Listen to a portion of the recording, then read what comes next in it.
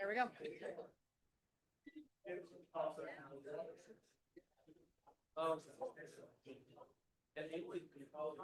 Everybody ready? Great. Okay.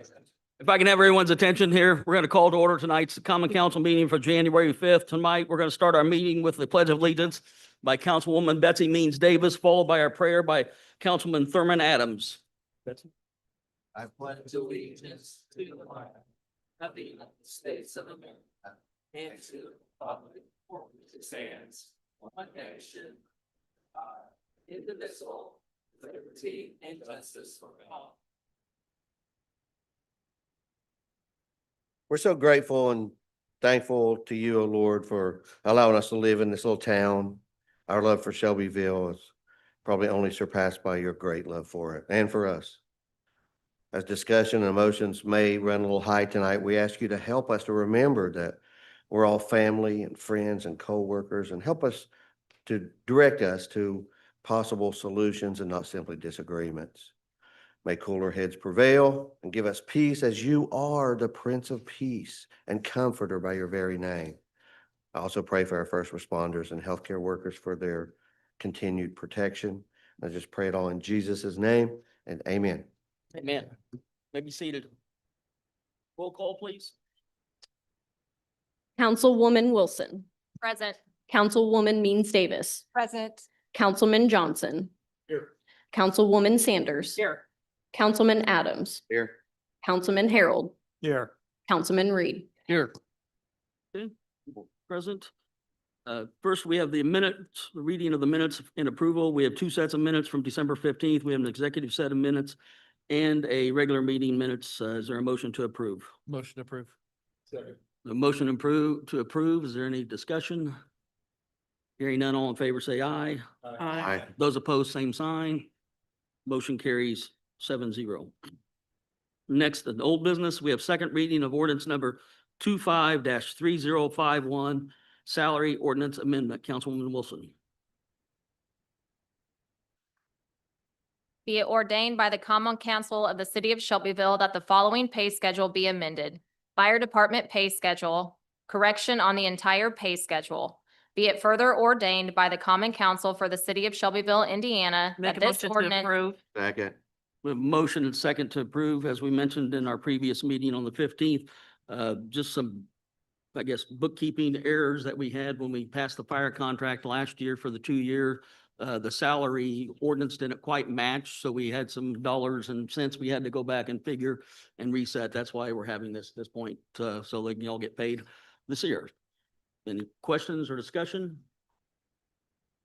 Hearing none, all in favor say aye. Aye. Those opposed, same sign. Motion carries 7-0. Is there any further old business? Hearing none, we'll move to new business. Okay, first in new business, we have ordinance number 26-3052, annexation of a certain real estate. And before we let you read this, we're gonna just go over a couple things. I assume this is what everybody's here for. They weren't here for the last one, right? Yeah. So with this is a complete 100% super voluntary annexation. This annexation is fully voluntary by everybody involved. We're not making anybody annex into the city. Our goal, or the council's goal tonight, is to make sure that what we're doing is the best use for this property in accordance with the city's rules and their comp plan and how the zoning is. We are not here to talk about a data center, even though I think that's mostly on people's mind. But the data center does not have anything to do with what we're doing by passing the annexation of this property. And I know that's highly on most people's mind. So, we will entertain some thought towards that. Petitioner is agreed to be here tonight, even though most situations we have like this, we have a petitioner that's not willing to state what they're doing until after they're gonna get approved and get some annexing and all that until we get down to the nitty gritty. But Prologis is here tonight, and they've decided to come to us and be very open and tell us what their plans are and what they're doing. There were some plans that were set out. I know in the Addison Times had a map of the site. That is not a guarantee of what that site will look like. That's a preliminary site. They haven't spent the money and the due diligence to lay it out perfectly yet. So if it's this gets approved and it comes back and it doesn't look like that, don't say we said that's what it was gonna look like, because that's not, maybe, it could look like that, but I'm not 100% sure. We would like to have, so what we'll do is we'll read the ordinance. We're gonna start with, presentation by Prologis, then we're gonna open up the public hearing to everybody here that wishes to speak. We're gonna give everyone a minute and a half to speak if they choose. I would hope that people wouldn't come up and just repeat the same thing that someone else just said. But if you feel the need to come up, please come up and say exactly what that person said, or I agree with them, or however you are. We do ask when you come to the mic, you do state your name and your address for the record, so we'll have that going forward. Let's see, what else? Yep, I believe that's all I had, and just everybody be civil tonight. I mean, direct all your questions to the council. I know people are wanting to speak, and I know emotions are high, and they should be, and I understand. But do not address your questions to Prologis, address your questions to the council and the council only. I'm not on the council. The only way that I would vote on this, if it would come down to a 3-3 tie, and I would have to break the tie. So we don't know that that'll happen. I know Mr. Harold is going to abstain from the vote because one of his colleagues from Stevenson Rife is the attorney for Prologis, so he will not be voting on this tonight. So it could come down to a 3-3 vote, or it could go 6, or it could do whatever. So that's basically what we're doing. We want to take the time to hear from everybody that wants to speak. Hopefully, we don't repeat ourselves, like I said, but with that, Cassie. Be it ordained by the Common Council of the City of Shelbyville, Indiana, as follows, to wit, Section 1, that the following tracts of real estate in the County of Shelby, State of Indiana, generally depicted in Exhibit A and more particularly described in Exhibit B, attached hereto and incorporated herein, be and are hereby annexed to the City of Shelbyville, Indiana.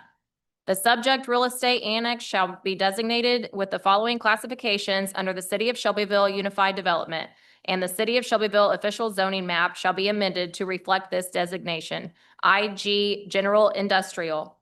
Section 3, the subject real estate annex shall be assigned to the following municipal legislative body, District 5th Ward. Section 4, any ordinance of the City of Shelbyville, Indiana, which is in conflict with the terms and provisions of this ordinance is hereby repealed to the extent of such conflict only and as to the described real estate only. Motion to approve. Okay, we have a motion to approve and a second. We're now going to open up the public hearing. We're going to start with Prologis giving their step. Your name and Thank you. Thank you, Mayor. Eric Glasgow with the firm Stevenson Rife. One point of clarity, I am actually here on behalf of Alicia Clay and Lorm LLC. Those are the owners of the real estate that is the entirety of the territory that we are seeking annexed into the City of Shelbyville. As is common, there was a purchase process through this, and that purchaser is Prologis, and a condition for that purchase is that the property be annexed in and a zoning classification be designated to it. But I want to make it clear that my representation here is of the property owners, not Prologis itself. The annexation process is an important process in accomplishing economic growth for the City of Shelbyville, as well as supporting the fiscal well-being. We are here tonight looking at annexing in approximately 429 acres near the intersection of Interstate 74 and State Road 44, adjacent to industrial ground already owned by the Redevelopment Corporation. As the mayor indicated, this is a super voluntary annexation, meaning that 100% of the owners of the ground that make up that territory to be annexed have consented to this and are seeking that annexation. For approval, the territory to be annexed must border the municipality with at least 1/8 of its aggregate external boundary, which is roughly 12.5%. The proposed territory shares approximately 17.5% of its exterior boundary with the city of Shelbyville presently. So we do meet that qualification. Once we meet that qualification, then it's up to the city to determine if it is interested in annexing this ground as part of its economic growth policy. We believe that it should. We believe that the annexation of this ground will help support the development of the ground that's already there that's zoned IG. This will help to complement that with any future projects. And I want to make that clear. I know we're going to hear a lot about data centers tonight. Candidly, my clients were not privy to what the project was here until recently because that's the way these things go. They sign a purchase agreement. They don't know exactly what that project is. So we're getting that information as well. But all we're here tonight is for you to determine if you view that Shelbyville is desirable for them to bring this ground into the city limits for purposes of economic growth.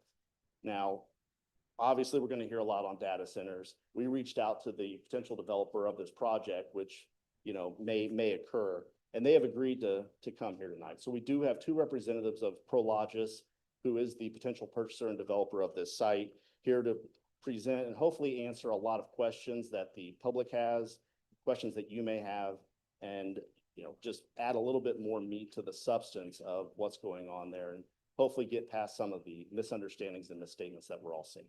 So with that, I'm going to introduce the representative of Prologis.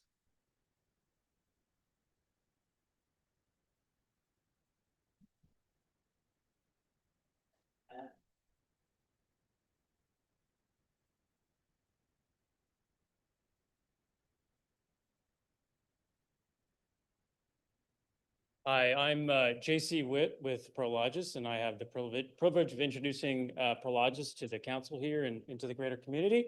We want to thank you all for coming out tonight to learn more about the project, and I'm joined by Trey, who will go into some more of the details as we get further into the presentation, but we can go to the next slide.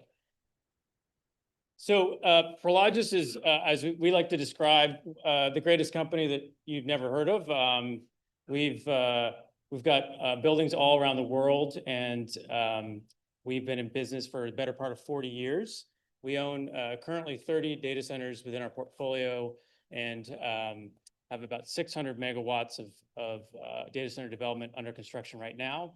And then localizing it, we own about 26.5 million square feet in the greater Indianapolis area.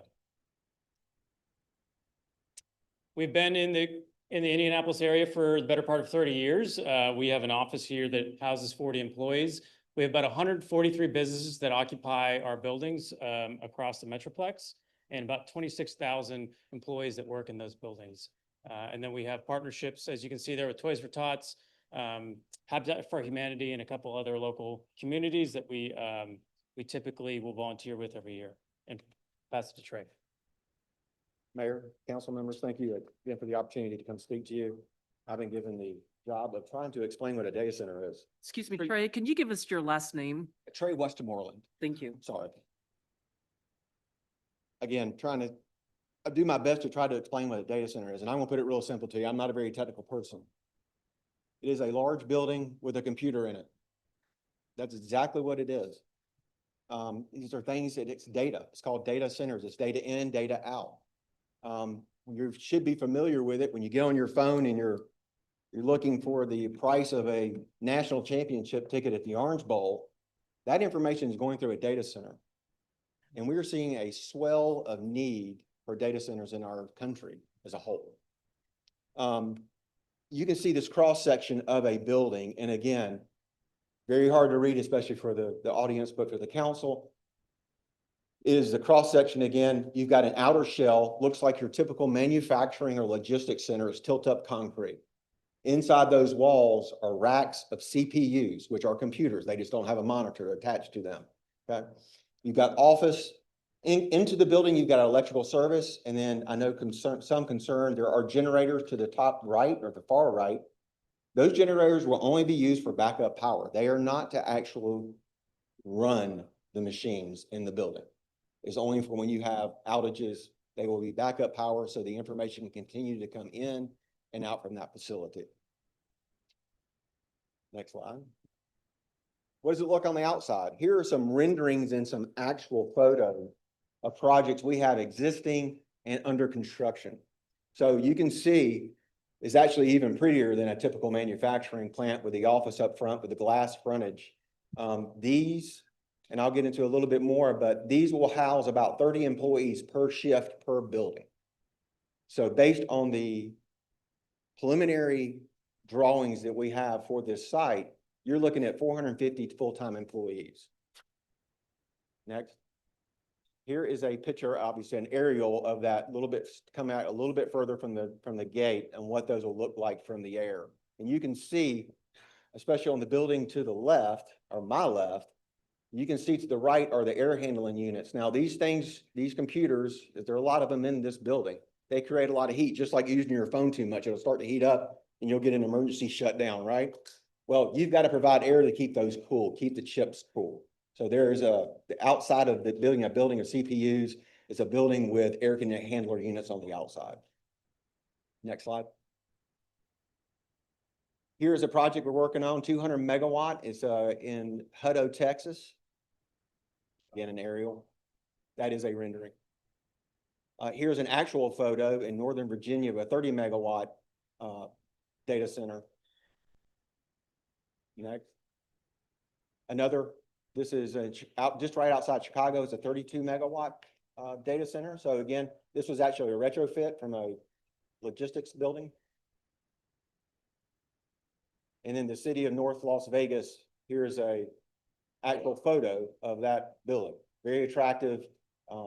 Nothing, no steam. There's nothing that comes off these buildings. They look just like manufacturing and, again, logistics buildings. And what does it mean? So there are, some people are not aware, but there are a large number of data centers currently existing in the state of Indiana. The jobs in 2023, this is a study from PricewaterhouseCoopers. 2023, there were direct jobs of 5,500 direct jobs. And if you add that to the indirect job, and that is ancillary services to support the actual data center, that's almost 25,000 jobs just in 2023. If you look at the labor income of those jobs, the direct jobs only, that's $503 million. And you divide that out, I'll do quick math for you. That's about 100,000 jobs, $100,000 per job. So I know in the city of Shelbyville, that would be about 70% increase on your average wage here in the city. GDP and taxes impact, you know, a little over $1 billion of direct contribution to the GDP here in 2023. That was a 21% increase in 22 and $327 million in 23 in state and local tax revenues. Large taxpayers.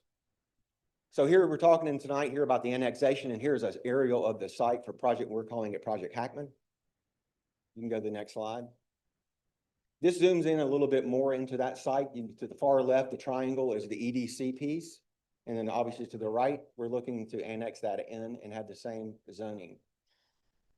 So this map shows kind of why we're here a little bit, in the sense that the yellow lines and the blue lines are electrical infrastructure. In order to have a data center, you have to have electricity and you have to have water, okay?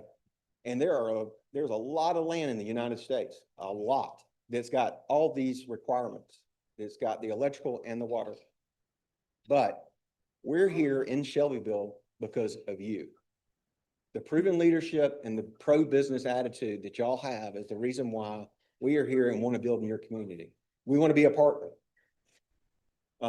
Again, going back through kind of some of the requirements, high voltage, we've talked to Hoosier and Rush, and we think that we're still going through the due diligence, but it meets the requirements in order to build this facility. Immediate utility availability. We need to be, this obviously the original piece being in the EDC was part of that for economic gain because of its location and proximity to the interstate. And then it's, with the annexation, it makes it allowable for a campus-wide data center site. Next slide, please. Here's the aerial or the preliminary drawings of what we think can be built on this site. These again are preliminary. We've not gone through the due diligence, but we feel like this is the capacity we could put on this site, data center wise.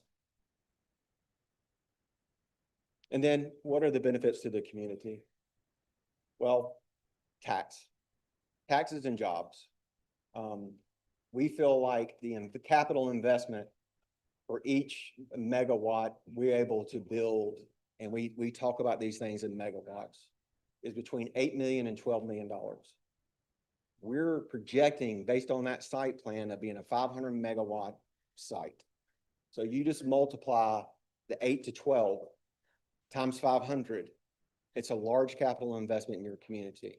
And what does that do? It creates a tax base. It diversifies your digest, allows you to do things and take it off the residential taxpayer. Job creation, again, I said 30 full-time jobs per building. We think it's to be plus or minus 450 jobs in construction per building. And so you've got all said and done, once the project is complete, you'll have 450 full-time jobs. You multiply that times the $100,000 on average per job, you're looking at a $45 million payroll here in the city of Shelbyville. Limited impact to the community. Data centers contribute roughly $15 of revenue per dollar of service required. A typical manufacturing plant is 4 to 1. So I know that there are some other manufacturing plants that have looked at this site. So we're quadrupling that positivity and tax digest to the community for the same site. And we all know that residential is over $1 per dollar. And so this should balance out with this capital investment, should help you balance it out with residential taxpayers. Buildings are normally low count. Obviously, we don't bring a lot of, is a bonus. Sometimes jobs are considered a really good thing, but this type of facility with only 30 jobs per building, a total of 450, does not put a new strain on your school system. It does not put a strain on your transportation. It does not have employees in and out. These data centers do not have truck traffic.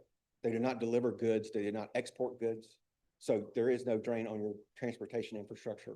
And obviously we want to be a team player, a partner with you moving forward as we go through this process. We want to be in Shelbyville, and we request your annexation for the rest of the additional property to make this happen. Okay. Thank you. Any questions from the council? Point time? Oh, yeah. Trey, a couple questions. I think a lot of the people, when you read all the things about data centers, you know, and I've read quite a bit the last month, quite honestly. There's always going to be concerned about utilities, utility services, negative impact on consumer uses, water, electric especially. I know this one when we talked last month, you know, the use of water, quantity of water, and the type of cooling system is very, very different than what data centers were using 4+ years ago.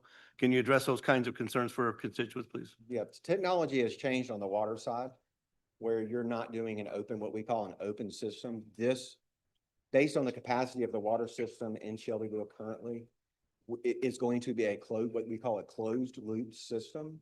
So it will actually use less water than an average office building on a daily basis. So there's more than enough capacity remaining to not put any pressure onto the citizens of Shelbyville. On the power side, we've spoken to Rush Energy. We have agreed that we will make and pay for all infrastructure improvements for any electrical service to the site, and it will not be put on the back of any ratepayers. We will pay for the full infrastructure, and actually what we'll do to the infrastructure will actually improve the reliability in Shelbyville. Did I answer your question? Yes, thank you. So I do have a question. There's been some concern that you may be looking at drilling your own wells on the property to get access to additional water. Is that true? No, we will dig no wells on this site. Okay, thank you. It's not feasible. Thank you. Thank you. So there's not gonna be any issues with water tables? Turn your mic on. Not a lot of issues with the water tables being low. We have a lot of farmers here. That's a big concern.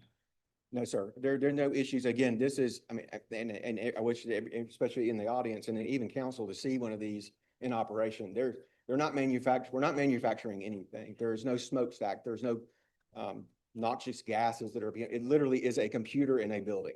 And you've got a computer. Typically, most of you have, I think 90% of people, the citizens of Shelbyville, will have a computer in their house.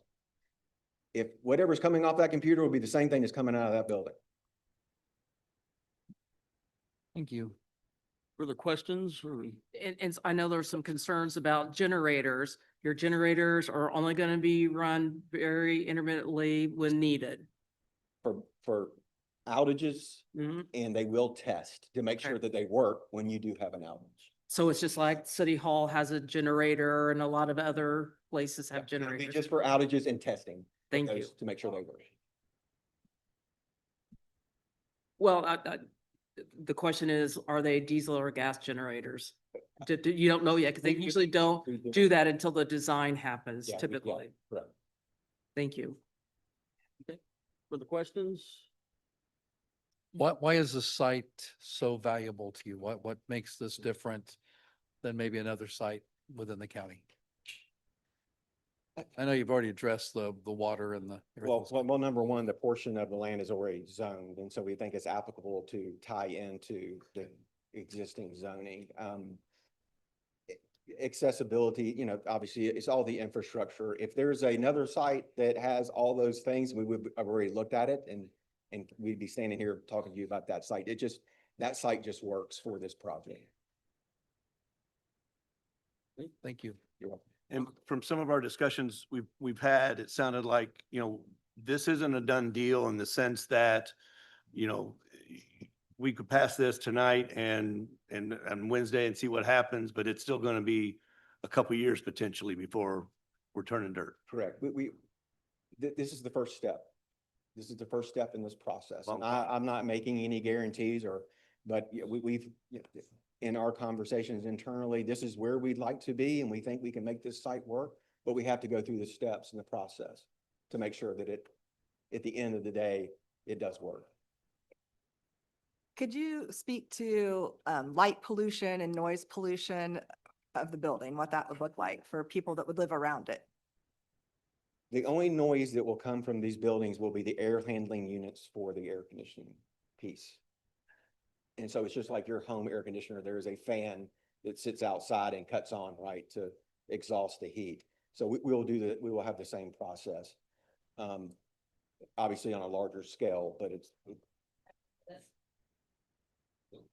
we don't know, should I answer? We will meet the noise ordinance for the city of Shelbyville on decibel levels for their air conditioning ventilation system, HVAC. And what was the other portion of that? The light pollution. We'll meet the dark sky. I believe I'm saying this correctly, but there is to be certified as a dark sky, where our outdoor parking lights and security lights will be pointed down. They will be under 3,000 kelvins, which is what we consider lamp light or warm light and not white light, cool light. And so we'll meet them, be certified for the darks. I just said it again and I can't think of it, but we'll meet or exceed that requirement so that there's no light pollution. Also, just one more thing along that line. It's a big facility that we're looking at. Would you have signage along the outside of it that says like who's there, or would it be blank generally? That depends on the client. Okay, A lot of them do not like, for security issues, don't want them to know exactly who they are. And that's, again, not because they don't want, you would know and the general public would know that because you'll talk about it, but it may not advertise. just from some of our constituents who would live close to it, like, do they necessarily want a big sign looking out at their backyard? So that's a concern. So thank you. What do you think the total time frame, for build out would be on something like this? This is going to be, in construction terms, it is not necessarily a long process, but for the general public, I mean, you can build a home in 3 months. So this is a much longer timetable. We're talking 10 years probably for a full build out. Thank you. And we'd obviously start closer to the existing site that's Right. already rezoned and move our way to the east. Thank you. Trey, so, no light pollution, we covered that. No environmental pollution at all, correct? No light, no air, no land, no pollution from this facility. Right. As we go through this process and doing our due diligence, we'll go through environmental studies just like anybody else would. We'll present that. We'll make sure that we're doing the right thing. And again, it's hard to emphasize this, but we're not coming in here as an adversary to this community. We want to be a partner to this community. And we don't want, I mean, we all have kids. I've got kids. We're putting a project in my community. We want to be good stewards, good partners, we want this to be a good thing for the community. We think it's a good thing for the community. Further questions? Well, yeah, we're not quite there yet. We're waiting on them to get done with their questions, then we're gonna go that way next, sorry. Okay, further question? Okay, all done? All right, now we'll open it up to the public. Anyone that wishes to speak, Thank you. please, come forward, state your name and address for the record. If you don't mind, please, and try and keep it under a minute and a half. And Jenny, I'll follow the rules, Scotty. I'm not going to talk about the data center. My name's Bill Collins and I live at 4075 East State Road 44 and part of the annex property abuts mine. Kathy and I built this house, several hundred thousands of dollars invested in this. It wasn't on my bingo card to have city property annex general industrial next door. I obviously disagree and my attorneys disagree with what Eric told you, and we'll address those issues later. I think you all got a remonstrance copy today from my attorney. And I think there's other attorneys involved here that you'll be hearing from. But under the current zoning ordinance, if this goes through, you could put a sewage plant next door to my forever home, and I can't tolerate that. So I'm going to fight it as best I can tell you that, Scott. I also don't understand, they're talking about build out on the property that's basically west of County Road 325. Why are they wanting to annex 280 something acres on the west side of 325, all the way almost a mile down the road, almost another mile down to Blue Ridge Road? Something else is going on here that you guys aren't telling us about, or he's not. I don't want to have a warehouse next to me. It's not what I moved out here for. I won't go into all the points my lawyer brought in, but I will tell you that these developers and their minions, they're ruthless and they're soulless. And it's your duty to protect the citizens of this community. And I ask that you deny this request for annexation. And when the time comes, you deny the request for rezone. Thank you for.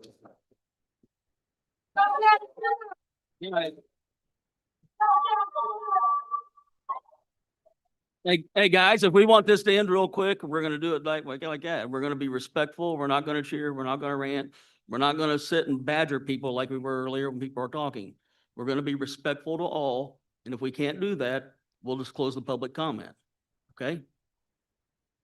Please go ahead. Hi, I'm Elizabeth Lamy and I've lived here for many years in Shelby County and. What's your address, please? What? What is your address? 10352 North, 400 West, Fountaintown, Indiana, 46130. And I'm here tonight because data centers are taking farmland. They're not buying commercial land. They're buying farmland surrounded by people's houses. And when they move in, and it's interesting that he couldn't answer questions about noise pollution and these things that he was asked and he said he didn't know. And yet they've built these centers all over the United States. So they should have statistics and know all of this information like the back of their hand. And what we do know as citizens, when we look at what these data centers bring, they bring nonstop 24/7 light pollution. Within a 3-mile radius of these data centers, there is a low hum that is constant and never goes away. Think about computers, the hum that they make. Now you put it in a warehouse, 30, I don't know how many buildings. Anyway, that hum never goes away. In our brains cannot cancel it out. So everyone in a 3-mile radius will hear that hum. The lights will be on Our electric bills are already going up from the data centers that have already been built in Indiana. They also don't disclose, Fine. oh, Go ahead and finish and get something quick. they don't disclose the fixed rates and discounts that they get from the water that they're gonna use, which is millions of gallons, and then they dispose of the water, it's not clean. They use generators to power them, and if you talk to anybody at AES or Russ Shelby, they know they can't power these. So what they do, look it up, is they build these generators that are spewing toxic waste, and you can smell it all around it, and they don't talk about these things. It makes like 30 or 40 jobs. They're not bringing a bunch of manufacturing jobs to employ a bunch of Shelby County people. No, they bring in their own people. They're $100,000 jobs, and they don't hire from here. 10 years of construction, noise, and pollution. And it just goes on and on. Plus, I don't know, are you giving them a 50-year tax abatement too, like the others? I haven't read this one. But so they're not paying taxes. So how exactly are they benefiting anyone in the community? And I, for one, have worked my whole life for my house and my land. And I live in Shelby County because it's beautiful and I love it. And we need to care about what our kids inherit, and we need to care about all of us who live here and want to stay here. Also, look it up, wells do run dry, and your home, all the ones that live directly. We're getting kind of off track here a little bit. Sorry. That's all right. They'll become worthless and you can't sell them. Yeah, well, thank you. Thank you for letting me talk.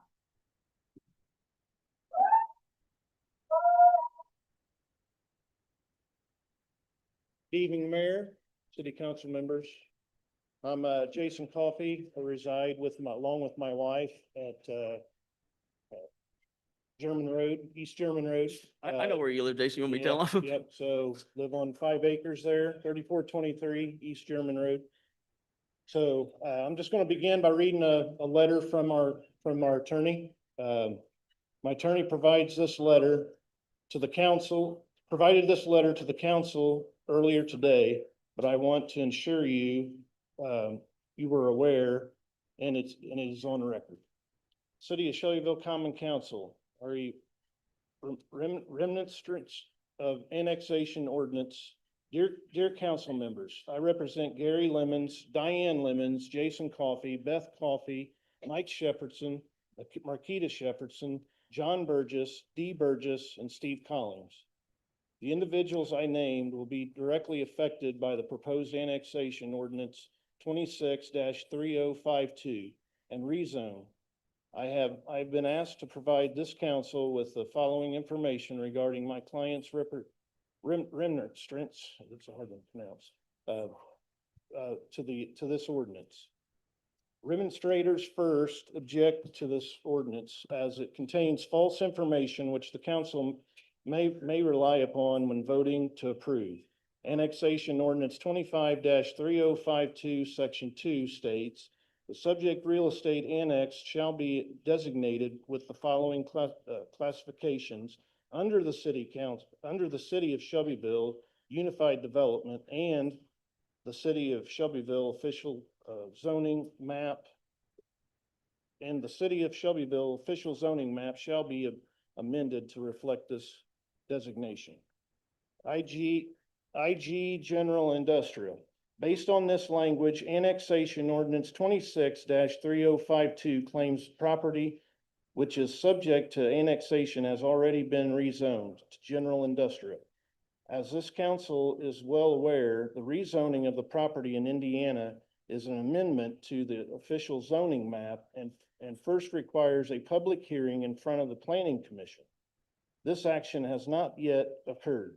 Thus, the language in ordinance 26-3052 claiming that it has is false and should be removed. The adoption of an ordinance where the council relies on false material information is ripe for legal challenge.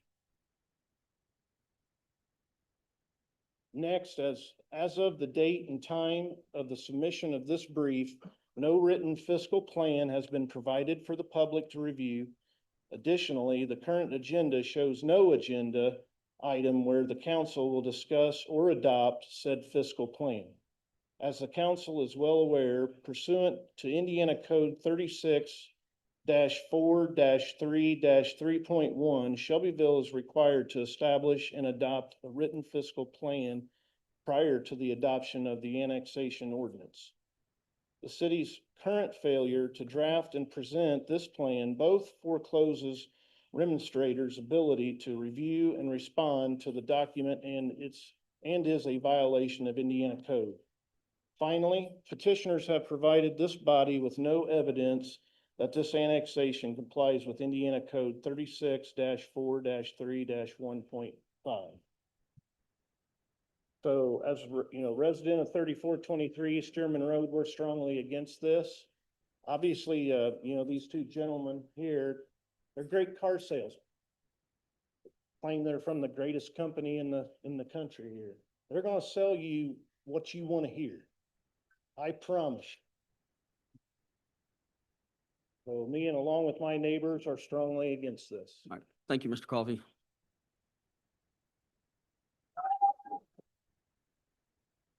My name is Brett Goodwin. I'm at 4415 South 600 East in Waldron, not a Shelbyville resident.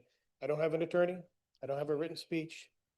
I'm an electrical engineer for the Navy, and I was here in town giving a testimony on the solar panel farm, and people were very passionate about not having their farmland taken away. I wish more people would come out and do that here. My biggest problem is I work with contracts and statements of works and all that sort of a thing. They can tell you whatever you want to hear. I would like to know from you guys, what is the vehicle to hold them to the fire 5 years from now, 1 year from now, on them not doing what they said they were going to do? Water. They said it's going to be a closed loop system. What if they don't? What if they find out it's cheaper to drive a well? Do you have any vehicle, legal vehicle, to force them to do what they said they were going to do? I've heard them talk about 450 jobs. No definition of what these jobs are. Are they professional jobs? Are there people in this county that can fill those positions? Or is it going to be a whole bunch of people from Indianapolis driving down here to take those jobs and drive back home? If you've ever gone down to see the Honda plant during shift change, it's a pain in the butt. Everybody's clogged up the road. And I know right now, when you exit off of the highway now, sometimes it's backed up all the way up on I-74 by the Walmart exit. It's only going to get worse during shift change right there. So that would have to be addressed also.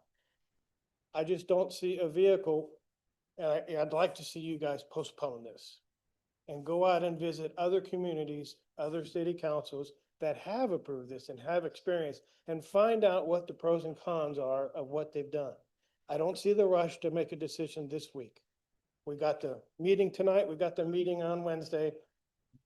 You got people out in the street that can't get up here and talk to you. They're very passionate about this. This is a long-term issue that you're going to be saddling the community with, both the city and the county. I'd like for you to just take a pause, do a lot more research, and find out what you can for locking this down. If they're going to make promises, how do you hold them to their promises? And I thank you for your time. Thank you, sir.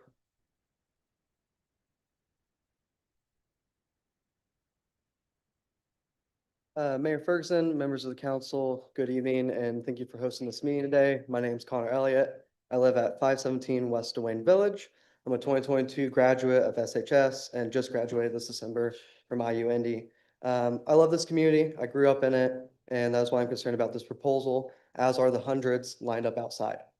When I consider a public policy proposal, I do so under the question of, does this create more abundance in terms of more of the necessities of life, like housing, energy, and jobs?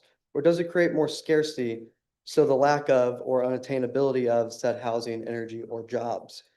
Well, let's look at the facts, because if I heard right, a condition of annexation is the purchase of it with the intent of a construction for a data center. Correct me if I'm wrong. First, data centers are known to put major demands on electricity.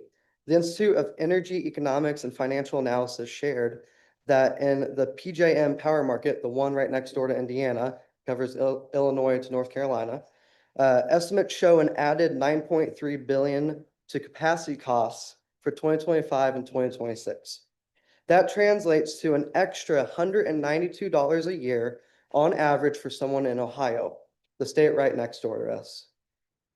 This data center would only add to the scarcity of energy and make life here more unaffordable, as we are already facing affordability issues with utility bills.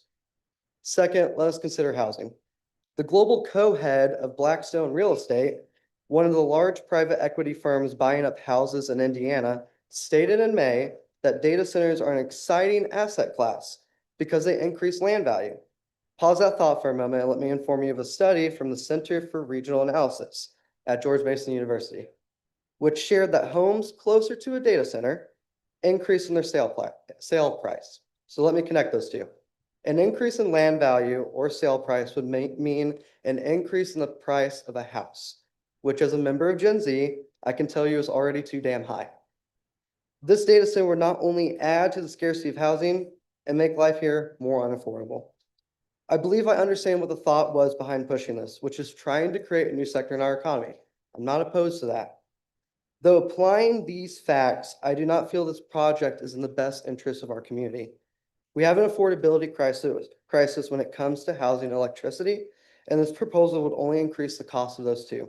This is why I urge the body to soundly reject this proposal. And once again, thank you for your time. Thank you.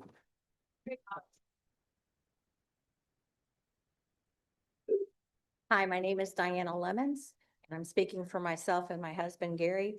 And as property owners at 325 East Shelbyville, Indiana, I have farmland adjacent to the proposed development site. And we would like to express our opposition to the proposed annexation of this property for the reasons below. The annexation and conversion into a general industrial district. And I believe that this paves the way for potential data centers, as we've just just lately found out, and taking away valuable farmland, and it plummets neighboring home values as well. There's already a large number of acres at the industrial park located on Hessian Drive that are currently allocated for industrial development. And as I think you said, the dirt has not turned yet. Am I correct on that? That's correct. But it is also well known that, concerning, the number of acres that are included in that it, it automatically sent up signals for a data center and being allocated there. And it's well known that data centers hide behind created corporations with no public transparency. And it's no surprise that the data centers choose locations with cheap land, cheap power, tax relief. And I just found out that there's a 50-year tax abatement that will come from IDEM for that for practically, yes, for 50 years. And found that out today. And oftentimes they're rushed through quickly with fast approvals. It was brought to my attention today that the minutes from the redevelopment committee for the meetings of February, May, and August, and then December also were not made public information until December the 15th or 17th, pardon me. And part number two, the infrastructure and environmental impact. Allowing for this development takes away from farmland will have a negative impact on our infrastructure in this community. The direct impact for our farmland in particular is that 2/3 of our acreage drains through those properties that are in the annexation. So we will have to completely come up with another plan and develop that. And it will also impact the neighbors, the runoff for our neighbors that also have farmland, and also the homes that are on 325 as well. That property, there will be runoff from that. And how are we going to handle that? Who's going to be responsible for the financial cost of that as well? Not to mention the impact on possibly the water table. I mean, they've said that it won't, but we don't really know that for sure, do we? And then for the shallow wells that might be in the area, then there's the question of air quality and noise pollution. And there's also concerning the runoff that drains into two creeks, one that comes through that property. It cuts it right down the middle. If you look on that map, you can see it on there. That was shown to you earlier. And those tie into the Lewis Creek watershed, which also has a wetland designation as well. And number three, the economic impact to the residents and nearby property owners. Moving away from agricultural use to industrial use can have a negative property value for the homeowners who are direct proximity, and there are several. And some of those people have just purchased homes there as well. And now, you know, I'm sure they're wondering what the value of their property will be and if they're going to want to be next to that. Who will pay for the infrastructure that happens? What about tax abatements? And who will pay for the perimeter drainage expenses as well? And then transparency and accountability. Sadly, I became aware of this due to social media about the 15th of December. That's how I found out about this. And then I received just this past Saturday, an envelope from Stevenson and Rife that was postmarked.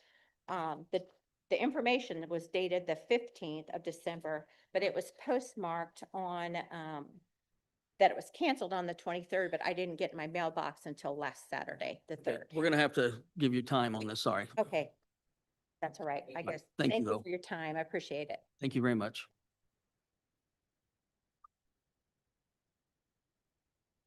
Hello, my name is Joseph Merritt. I live at 617 West Franklin Street. I just want to thank you all for your time for allowing us the opportunity to speak for our community tonight. So I know that Prologis said that they were going to cover 100% of the cost for the power system upgrades to our city, but they conveniently left out that due to the Indiana House Bill 1405, it currently gives tax cuts to data centers for equipment costs and energy to operation costs for up to 25 years. So who's going to pay for that? Us, the community, instead of the multi-million corporation that's going to be putting this in the first place. They also said that they're going to provide up to 450 jobs. Now, I'm wondering where those numbers come from because on average, other data centers have only been averaging between 50 and 200. So I'm really curious where those facts and figures are coming from. Now, of those jobs, they haven't really talked about what kind of jobs that they're going to be. Now, when you have a data center, it's going to take a lot of engineers. It's going to take a lot of computer science and things like that. And those require degrees. Less than 18% based on current census data of the people in Shelbyville have a bachelor's degree. So who are these jobs actually going to go to? Are they going to go to the community or are they going to go somewhere else? So if you care about this community as much as we do, I really hope that you do not pass this annexation. Thank you so much for your time tonight.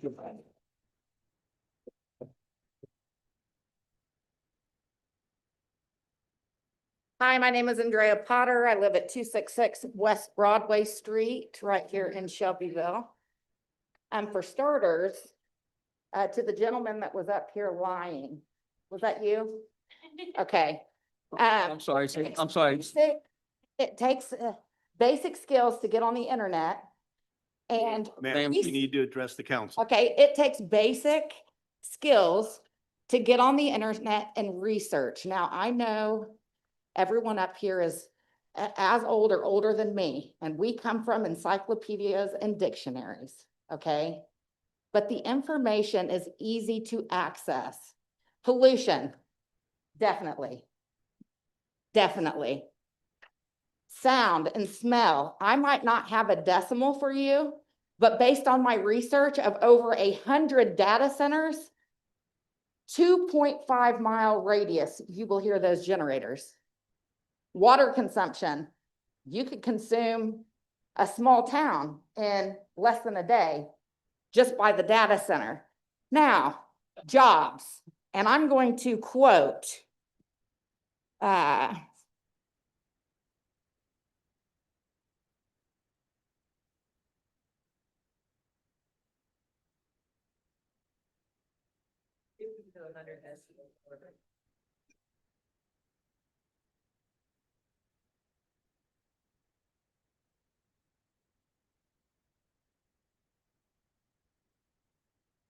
Jenny, are you serious? Time, only on Andrea Potter, time.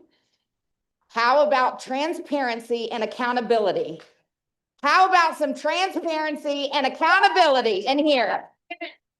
Ma'am, you can address the council. Transparency and accountability. Address the council, please. I will address the news that you can see who was standing here prior to me, how long they stood here compared to how long I stood here, and the reason why.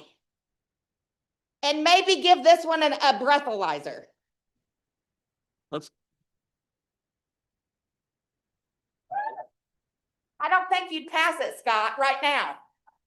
I don't think you would. And the fact that you won't take one to prove me wrong, Okay, I think it's time to calm down. Bring it on whenever you want.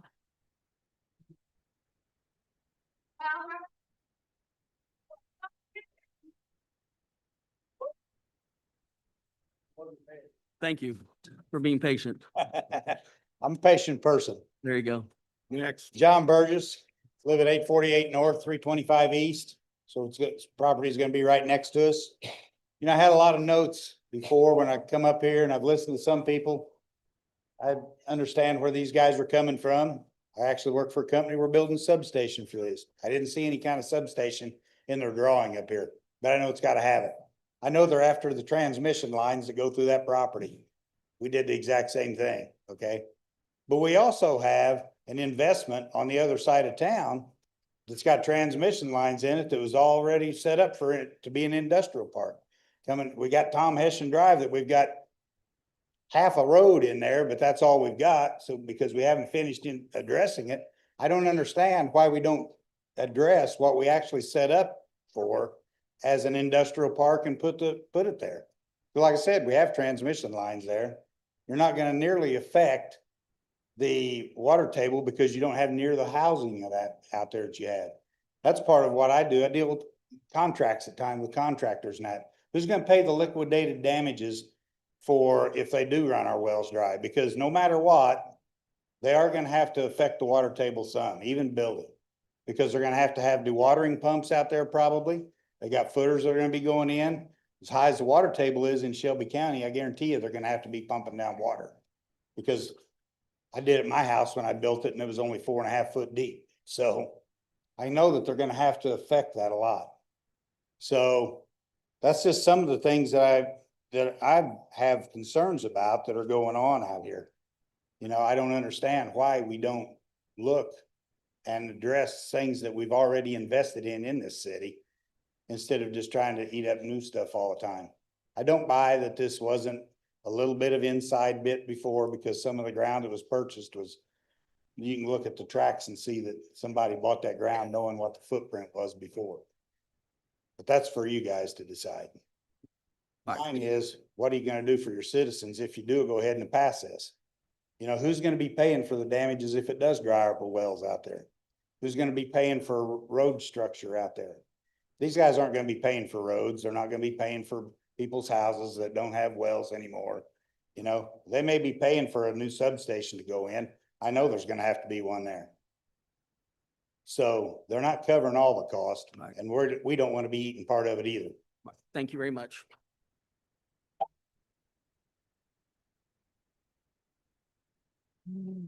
Hello, my name is Welcome. Jeremy Harris, and I live at 315 South 325 East. And all I'm gonna say today really is, I bought my place 4 years ago on a promise that certain things wouldn't be done in the near future. And since that time, things have completely changed and went against what the promises that I was made when I bought my place. And as a small business person that runs their business from my location, which is on 325 East, this is going to completely change the way I do business and the way I do life. I moved here 4 years ago to get away from this type of situation. And I think it would be a great idea if a decision was not made anytime soon and the research was done to make a better decision. That's all. Thank you.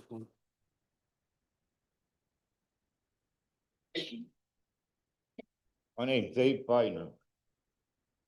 I live at 353 South, 325 East. They put that plan in, none of it's gonna have water out there, period. So let's face the fact and quit sugarcoating it. Well, they can't put a well in, sir, without permission from the city. It's a land grab. Hmm? They're just trying to do a land grab, because they're gonna force this out within 5 years, one way or the other. Okay. I bought my home off my mother. I wanted that house in the family. and for a fucking bullshit corporation, Language, excuse my language. thank you. But I can tell you right now, their jobs are nowhere close to $100,000. They'll be lucky if they hit 40. I've delivered and picked up at Prologix that's supposed to be data centers because they build buildings for other people in warehousing to come in. And I've had to go in there, offload a 53-foot trailer. I've talked to the employees, not one ever said they made at least 50,000. And they can't guarantee anything because they don't even have tenants yet. So why don't we use a little common sense and do the research before we have meetings like this? Thank you. Thank you.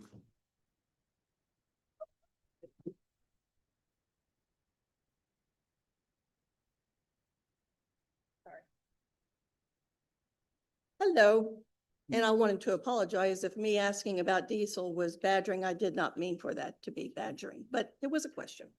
So I have petitions here that were, What's your name and address, please? sorry, Connie Lindsay, Trotters Chase, right next door to Denny. I have petitions here that were signed at 3:00 PM of 2,570, and as of right now, there's over 3,000 for you folks. Thank you. We are averaging 100 an hour signatures opposed to the annexation and zoning. A lot of the questions I had have already been asked, but I think one that hasn't been asked is if you do approve the annexation between now and the time that it's rezoned, what is the zoning going to be at the time of annexation? Do we know what that is? Be IG. So it's immediately going to be IG That's without even going through the zoning process. correct. Then my question is it possible, as one other person already spoke, can we put a pause on this? Because it's very apparent, this is very volatile. There are a lot of issues. I hate to say it, I have the documents here, and I think you all were given what I emailed earlier last week of the studies that I have done, 48 pages worth, of what these data centers in the past, which is all we can use, is verified proof of what has happened. And we've got the verified proof, not the promises, but the proof of what they do, which is water, electric, air, particulates. And you are more than welcome to the hard copies too, if you'd like. I had them bound for you if you'd like them, and anybody else too. But we ask for you to give us a moratorium, please. Give us a chance to work with you on this, to do what's right for the citizens that you represent. That's all I ask. Thank you. Thank you.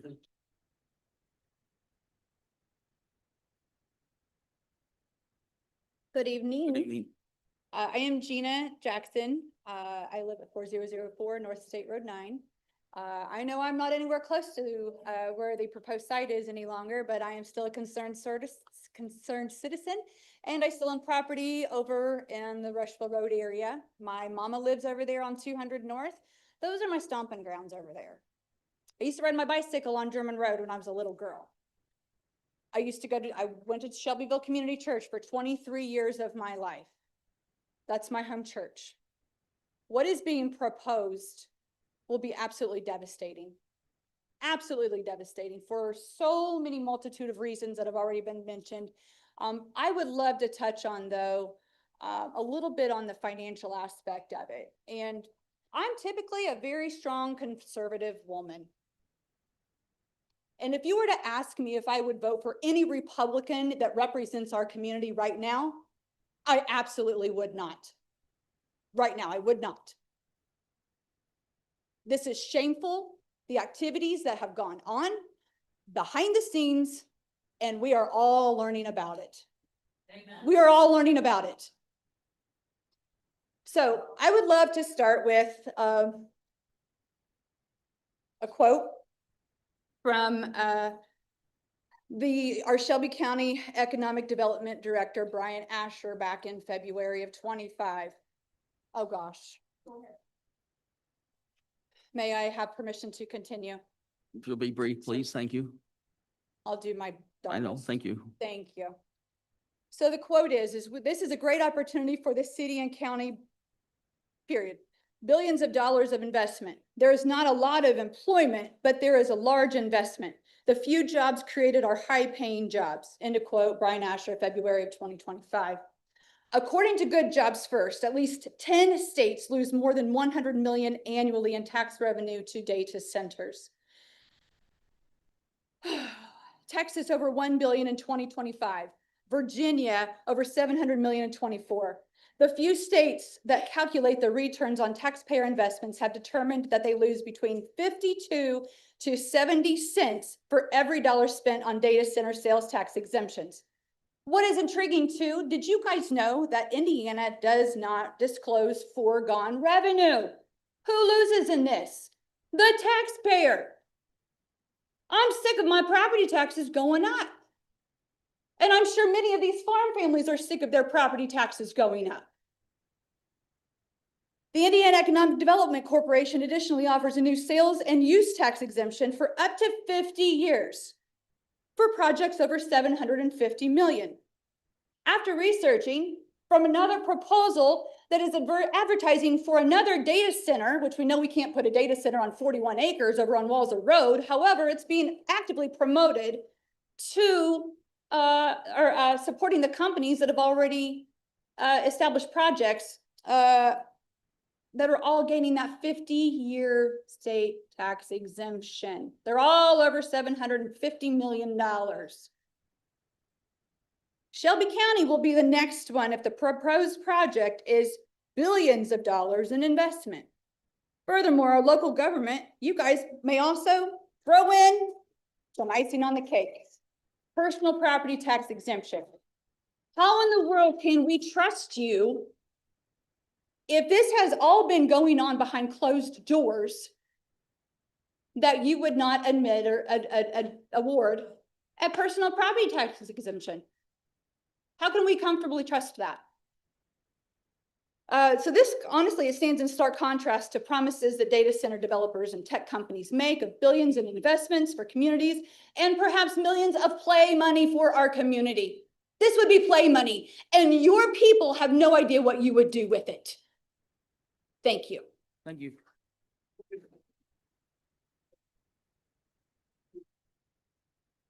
Hello, my name is Alice Wheatley. I live at 617 West Franklin Street. I had a beautifully written speech tonight, but most of my fellow constituents have covered the points that I came here to make, so I'll just cover the ones that I think are still lingering in the air. One thing that hasn't been covered here is Prologis talking about their client. Their client. There is no name. Yes, they have a lot of clients, but one thing that is neglecting to be mentioned is their largest client is Amazon. So I don't think we have to worry about Prologis in this type of instance. It's Amazon that's going to end up being here. My fellow constituents have covered the energy costs. It's been brought up tonight that this data center is going to use 500 megawatts, half a gigawatt of power. That's easily over 100,000 homes. That is quite significant. And them promising to front the bill, saying that, oh, data centers, they're just computers like the ones you have at home. And the electricity costs are not going up and stuff like that. To me, this is these shell corporations working for these massive companies on a trust me, bro mentality. Trust me, your electricity price won't go up. Trust me, your water won't be poisoned. Trust me, your air will be just fine. I don't know about y'all, but to me, that means they have something to hide. There are data centers all over this country with a huge amount of data and proven results as to the negative benefits, especially on small communities like this. The issue here is simple. It's not a left or right issue. May I continue? Yes, It'll be just, 10 seconds. yeah, please. The issue here is simple. It is not left or right. It is not Republican. It is not Democrat. It is not center. It's about all of us here in this community that we love and that we call home. Do we want to be a part of the problem or a part of the solution to what's going on in this country? And to end here and to paraphrase my favorite poem by Dylan Thomas, do not go gentle into that good night. Rage against the dying of our rights. Thank you. Thank you.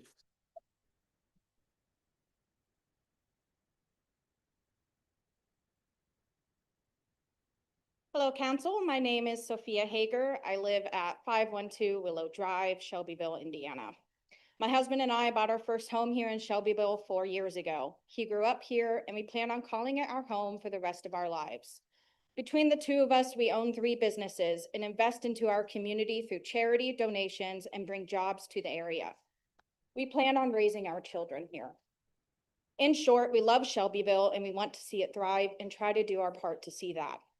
Our concern of proposing this land to a data center lies not just in the environmental impact, the rising cost of utilities, or the chance of poisoning our water, but also in the longevity of the centers. I'm sure by now we have all heard about the AI bubble, estimated to be roughly 17 times larger than the dot-com bubble and 4 times bigger than the 2008 housing crisis bubble. Are we really going to give our precious resources and land to an industry that is barely off the ground and is already failing? Companies are projected to spend $1.4 trillion on data centers by 2027, but actual production at scale is only at 5%. This gap is here because private money hides failure rates that, if were public, would not be acceptable. AI companies have bypassed the entire public disclosure system, meaning there is no accountability. This valuable land could go to warehouses, factories, or a large box store that would actually bring jobs to our county for a long time. Do we really want to set ourselves up to have a failed, half-done project that has done nothing for our community? I have a very short amount Go left. ahead. Thank you. Except line the pockets of a few individuals. Any jobs created in the construction would be created through any development, but what of long-term jobs for our future generations? Are we going to vote to put us in the same situation that over 100 small communities in Indiana are already in? Or will you vote to save the integrity of our town that it's obvious you care about? Please think hard on this. We truly have faith in you to make the right decision. Thank you. Thank you.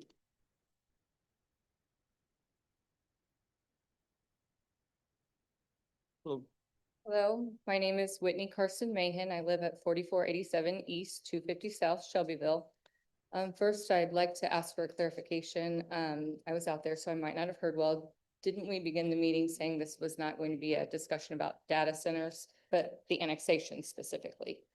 Okay, yes, we're all in agreement. So I do have a question why we had to listen to a pro data center presentation lengthy to begin the meeting. All right, no response. The next. Oh, no, the response would be they were asked, and they don't have to be here.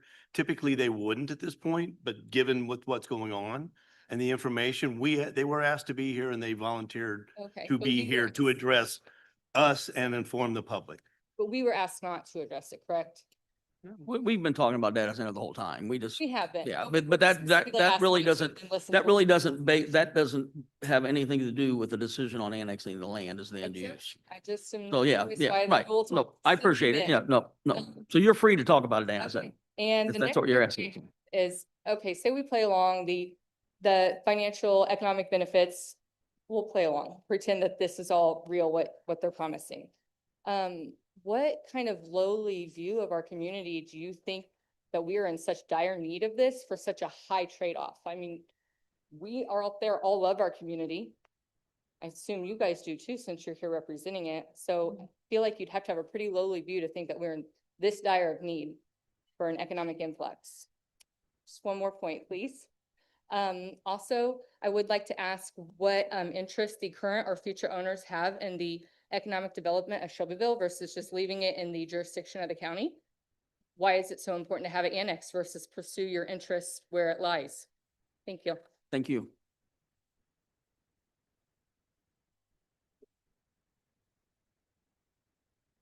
Good evening, folks. I'm Chad Crowder. I'm from Waldron. Same thing applies there. I want you to do something for me. Listen. Cassie, Betsy, Mike, Scott, Chuck, Dennis, Linda, Thurman. You hear that? You hear them.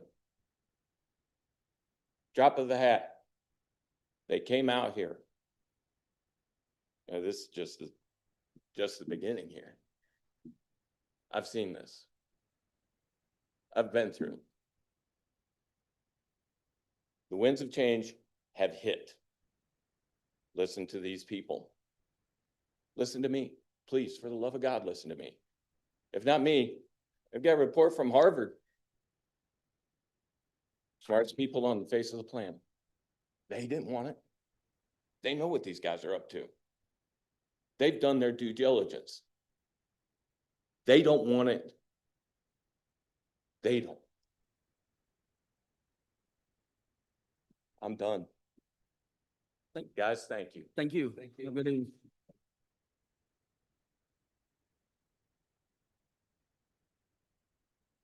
Hello, Hello. my name is Susan Taylor. I live at 445 South Private Road 230 West here in Shelbyville. To the elected and appointed officials of Shelbyville and Shelby County, as a concerned resident of Shelby County since 2010, I take this opportunity to express my opposition to the annexation of the 400+ acres of land for the intention of rezoning. The residents of Shelbyville and surrounding communities have not been afforded sufficient opportunity and resources to make an informed decision regarding such a complex issue that could potentially impact our health and natural resources and other issues such as property taxes and property value. Prologis has released statements stating that this venture would create approximately 450 full-time jobs with an average salary of $100,000. That's contrary to information available that states that large data centers are operating with 50 to 100 full-time employees. Furthermore, of those 50 to 100 employees, most are low-paying positions such as maintenance and security, and the majority of the skilled positions are remote jobs that are people who are commonly monitoring activities at multiple sites. How can you make a claim of manpower requirements and salary ranges if you don't have a customer contracted to operate in the facility? As the committee performed an analysis of the impact of the floodplain map, it's reasonable to assume that rainfall, which is going to happen whether there's a data center or not, would it be absorbed by open land, would run off into the creeks and streams instead of the hundreds of acres of land that would now be covered by concrete. So I implore you, please, as the citizens of Shelbyville, to reconsider this matter. I urge you to vote no to the annexation of the 400+ acres. Thank you very much.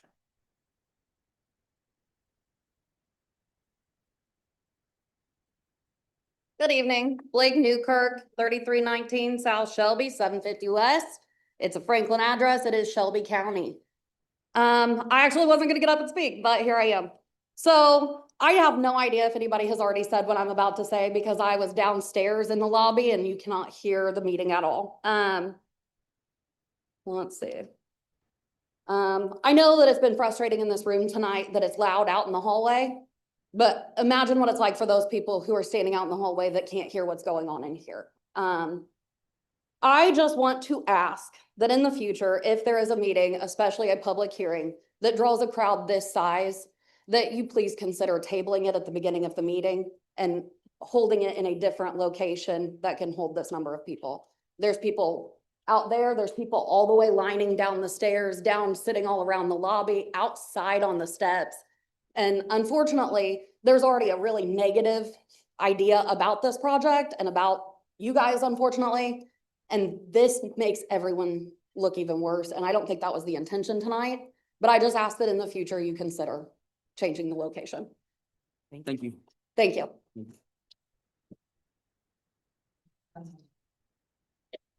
Good evening, Richard Wittenberger, 5605 East State Road 44, Shelbyville, Indiana. 25 years ago, Connie, I don't know if you remember, you sold me a home on a beautiful wooded lot 3 miles off of I-74 on State Road 44. My wife and myself are simple, hardworking people. We almost have this place paid off. We're looking forward to a retirement where we can kick back and enjoy our investment. And my concern is now that investment is going to be gone. I live on a well. I live right on 44, and I'm worried about such things. I would have one question. This is going to be built basically in my side yard.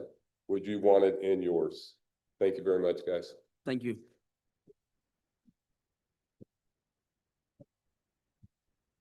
Thank you. Jeff Bate. I live at 1333 East Meeks Road, live in the county, but I also own property in the city of Shelbyville, 505 South Harrison. I don't want to repeat. So here's one thing I'd say to you, and anytime I was on an elected board, you got to remind yourself, who do you represent? You represent the people, okay? And so my point being, if I was sitting where you're at, I'd ask myself, how many people from this county stood up in support of it? 0. How many people do you have against it? I don't know how many are out here. So in your decision making, and I know you're going to say it's not about data centers, but you have the gentleman from the data center tell us all about it. So it's about the data center.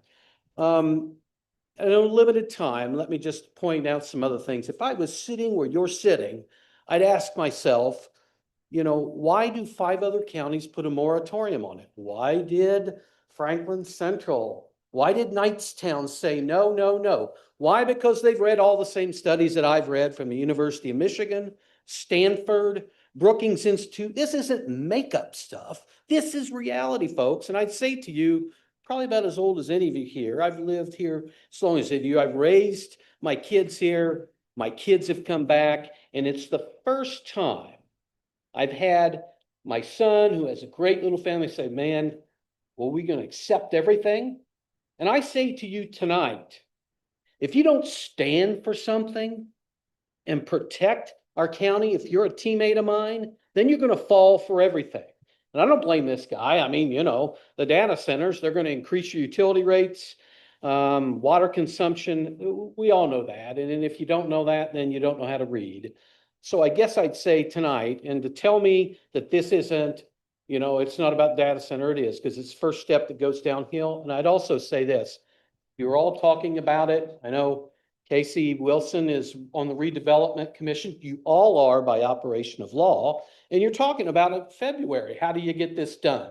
So please be honest and forthright with the people, because that comes around to get you sooner or later. And I'm telling you, it's all written down. Okay, with that said, I ask that you stand up for our community. We can get better things on that property. We tried to get Crone, we tried to get the Canadian company, and we couldn't. So let's don't say, oh my God, we got to settle for this, because it's not going to help any of us. Thank you. Thanks, sir.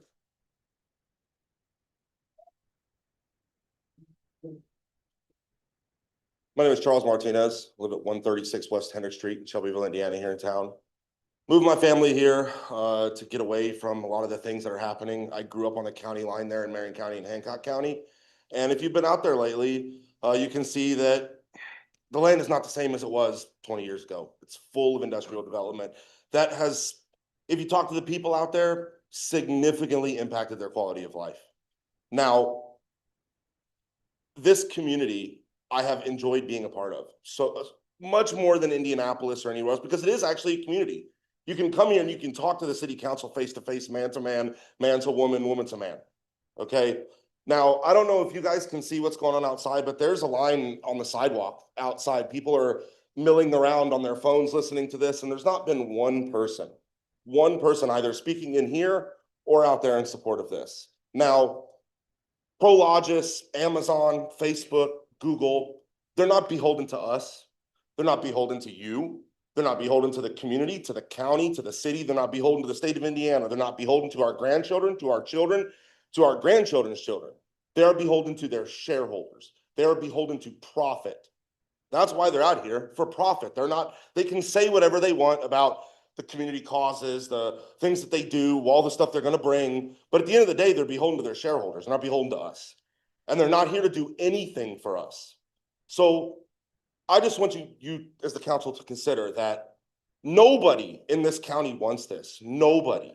And the amount of people that showed up here tonight, to me, is inspiring as it is beautiful, because we don't want this. Now, I'll end my statement with a question. I would like to ask the council if anyone has signed an NDA in regards to the development of that land, the rezoning, the annexation, the data center. Has anyone here signed an NDA in regards to any business with Prologis or that land? Can we get it on record that none of you have signed an NDA? I have not signed an NDA. I've not. I have not. I have not signed an NDA. We've never even seen one.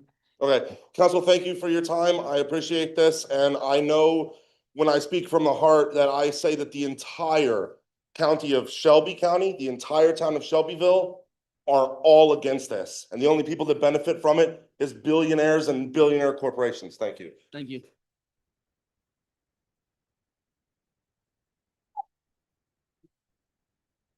Hi, my name is Jennifer Dennis. I live at 2972 East Blue Ridge Road. I would just ask that you maybe, if you haven't already, review the comprehensive plan and the research and surveys that were done of our community members of what we would like to see our community to look like. Another consideration would be for the fire department. If we build this huge facility, do we have the capabilities to handle a huge fire out there? And also, just as a county resident, I want to make sure that I get represented because I didn't vote for any of you. And the plan commission, all those people are appointed by people that were elected in city election, which I do not get to vote in. So I would like at some point, I don't know how the rest of this process is going to work, but just to make sure that county residents have proper representation throughout this whole thing. So Thank you. thanks so much.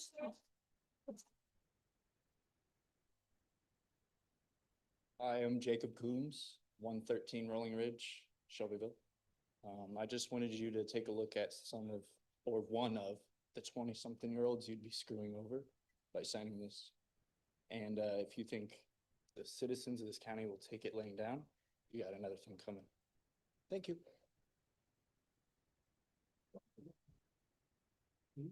Hi, Terry Bodine, 7178 East Blue Ridge Road, Shelbyville, Indiana. Gary and Diane are my neighbors down the road. And like them, I was a little surprised. We didn't have a lot of warning, a lot of heads up about this. Henry and Betty Abel started their family here back in the 1920s. Those were my grandparents. Their eldest son, my father, joined the Air Force. I traveled the world. I lived in Asia. I lived in Europe. I moved here from New Mexico in 1994. I didn't have to stay here, but I loved it here. It's beautiful. The tranquility, the countryside, the agricultural landscape. I loved raising my children here. I loved working for the county as long as I did.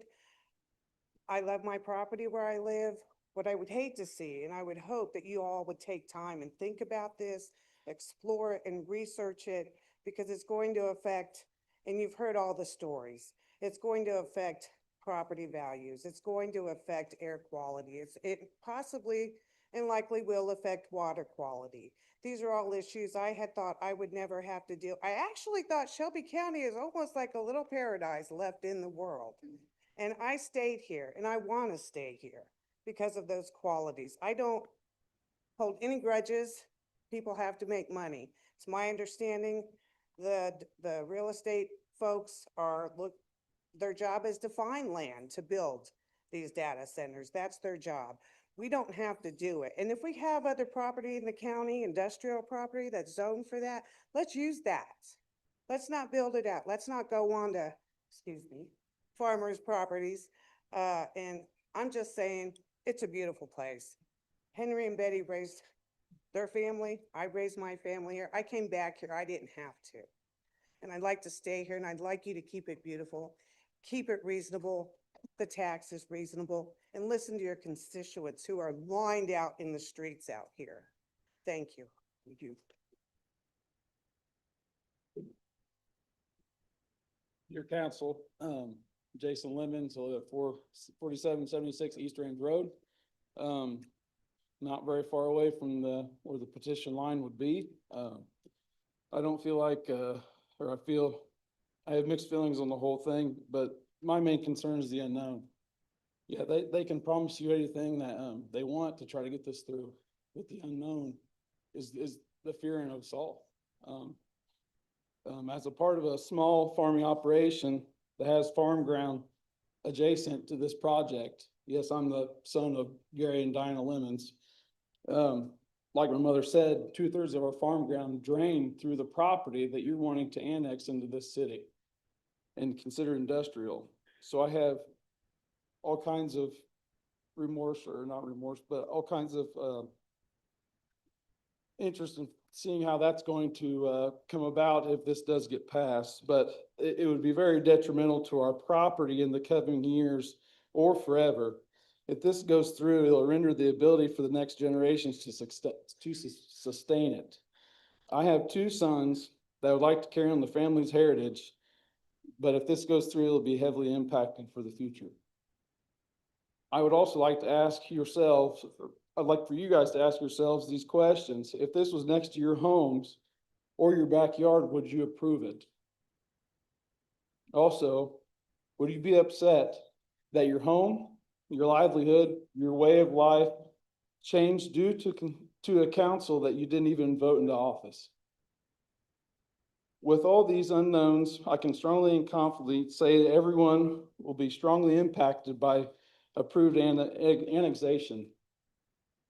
Residents' homes, livelihoods are at stake, and for what?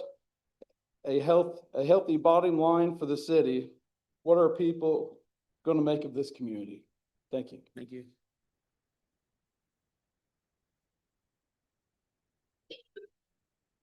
My name's Kent Biller. I live at 5399 East Range Road, neighborhood adjacent, actually. Wasn't gonna get up here and speak, but I told my kids where I was going today. They don't even want it. I told them that we're gonna have something down at the end of the road that they're gonna be able to see, and then my 7-year-old son was like, I don't want it. I'm not even gonna cry, but I just love it out there by my neighbors. And I just hate to have my kids worry about it when they're 7, 10, and 9. They shouldn't have to worry about that. They've heard me talk about it for 2 weeks now. Had to find out from social media. So, sorry. That's all I had to say. Just hope you don't want it in your backyard either. Thank you.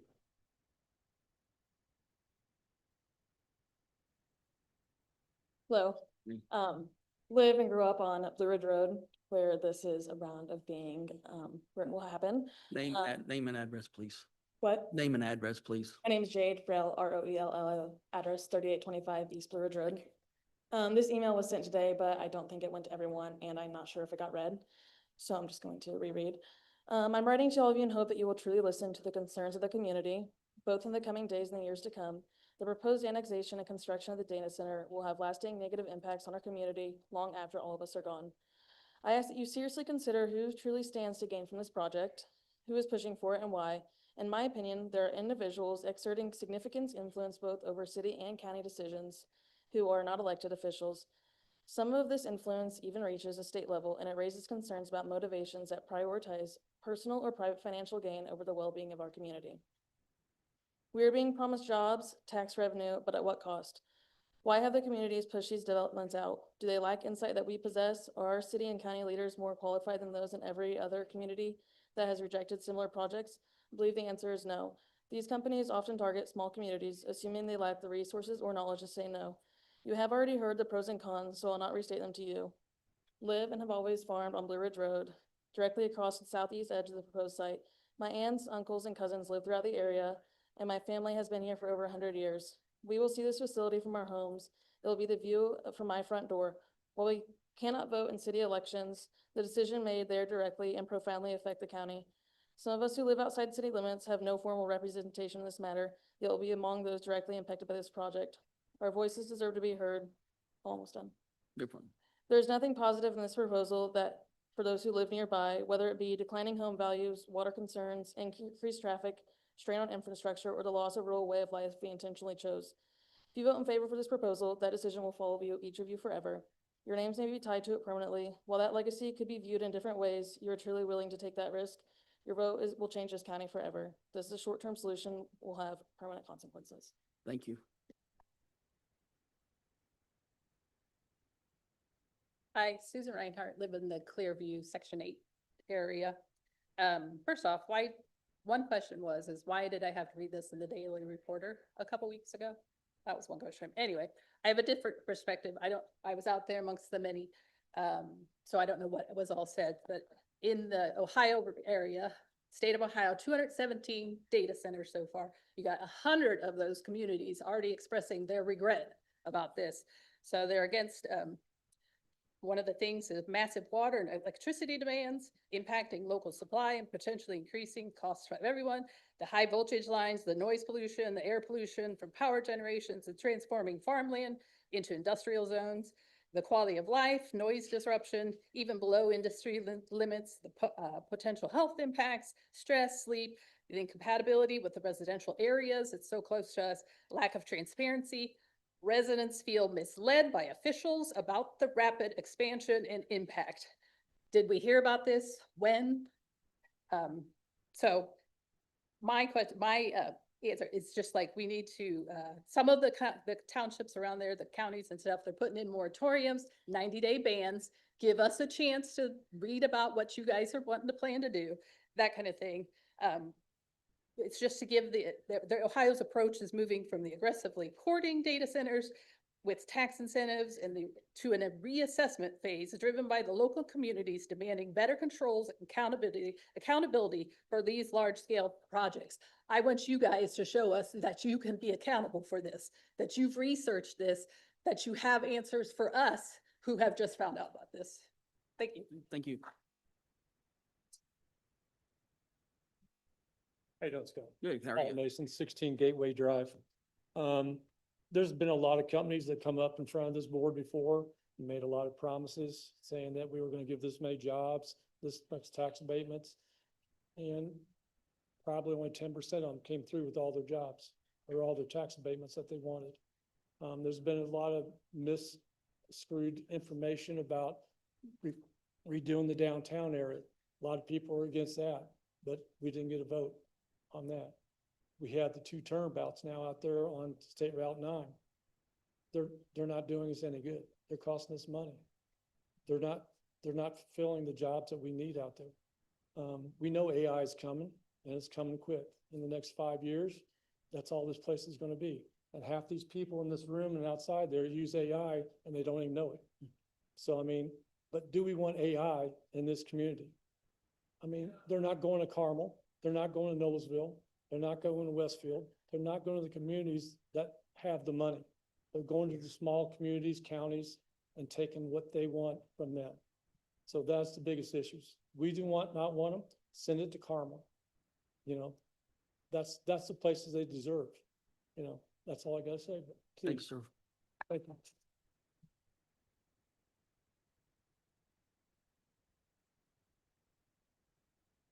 Hi, my name is Chris Dennis, 2972 East Blue Ridge Road.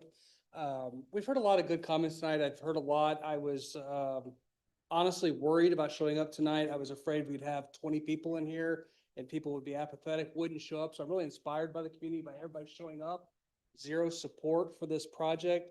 But I got a question, and mine's a little off topic, a little off kilter maybe, put my little tinfoil hat on maybe here a little bit for a second. But when we talk about national security, one of the things that countries look at is our infrastructure and our data abilities. Technology is a huge target. What does something like this bring for that? A huge data center sitting in a location. It's a little off topic. I know it's a little weird, but just one more thing. We've heard plenty about the environmental impacts that are well known, financial problems, but there's just one more potential issue to consider. So thank you. Thank you. Hello, my name is Nathan Gwinnett, 1489 North 350 East, Shelbyville. Just quick question. How many people in here have come up and supported this annexation? I mean, how many people showed up? I'm asking you guys. I've been outside waiting. How many people have came up here and supported this? We got some emails today that were in support of it, but you know. Tonight, how many people have come in here and supported this? Yeah. How many people? Who do you guys represent? Just answered the question. I said, no one here tonight has, so, you know. Who do you guys represent? You were elected by the people that are coming in here and talking to you, not to these companies coming in and building these businesses, right? Right? Who were you elected by? Whose voices were you supposed to hear and represent? Ours, not this company that wants to come up and build this data center. I know there's gonna be some short-term economic growth from it, yeah. Guess what? We don't know the long-term effect. Nobody does. But they're sitting here telling you there's gonna be no environmental job creation. They have no clue what the long-term data is on any of this stuff. Nobody knows. So if they're sitting here telling you the long-term stuff, nobody knows. They're lying to you. I don't know anything about environmental. I know pharmacy. That's what I was taught, what I do. Guess what? We push drugs out. Guess what we find out later on?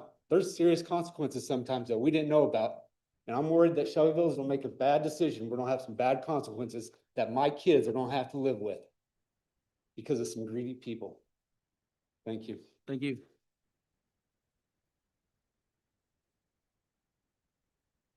Hi, everyone. My name is Hope Fenton. I live at 1804 Meridian Street here in Shelbyville.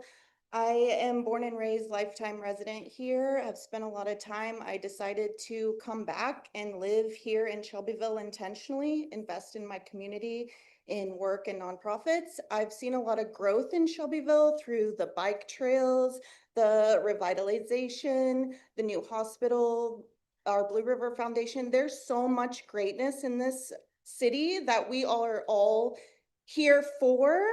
And Mayor Ferguson, you said that the data center aligns with our long-term vision. Who has this vision? It's in the comprehensive plan.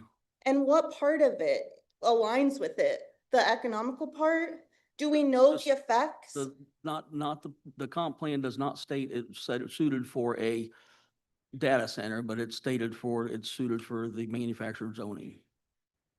And for our long-term vision of Shelbyville, what is that long-term vision of Shelbyville? That's what I just told you it was. It was the long-term to be manufacturing for that area. And it will bring jobs to that area. That's what we're hoping, so. We're hoping for those 450 jobs. That's what we're hoping for. But at what cost? At what cost are those jobs coming? Because as a millennial, I would consider moving away from Shelbyville. I think other families would consider leaving Shelbyville or not moving to Shelbyville simply because of a data center. I want you to think about the actual long-term vision that we have as a people of Shelbyville, our long-term vision, and consider that, and consider the long-term impacts that this will have, that people will be deterred to start businesses and move here and start families here because of this data center. Thank you.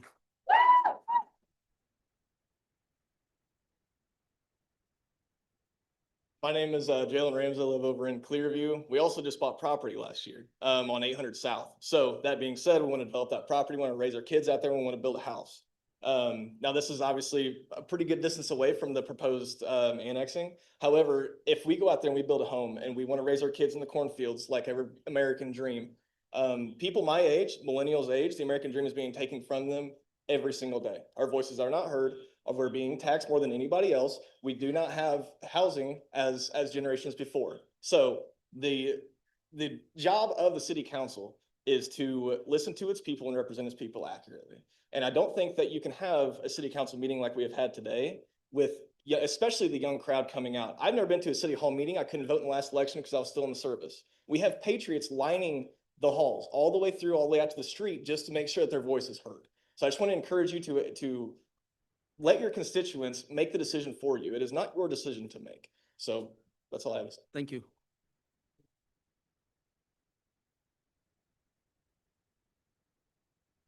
Hello, my name is Leslie Stockland. I live at 9560 South 725 East. I am nowhere near this projected project. However, I am the daughter of Gary and Diana Lemons. I grew up just down the road from this project. My church is right around the corner from this project. I am very passionate about farmland and the heritage that my family and my ancestors before them, they have worked hard. That dirt that you are considering to annex into the city has been worked by my family. And it's very important that my nephews and my son, hopefully one day, will be able to farm. That is a passion. It is very important to us. I work in education. I implore all of you to do your research. How, have any of you visited an established data center that has been in the community for years? Have you done that? That is my question to you tonight. If you have not, I urge you to visit, go out of state, visit them, see what kind of impact it has on the community. Ask the community members, not the leaders. Ask the people that are, that you are representing, that their people should have represented them well. I ask that you do that. Please do your research.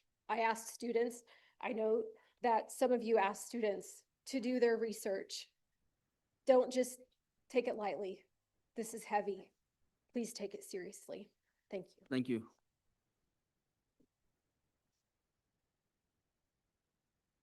Hi, my name is Vanessa Armstrong. I'll speak loud.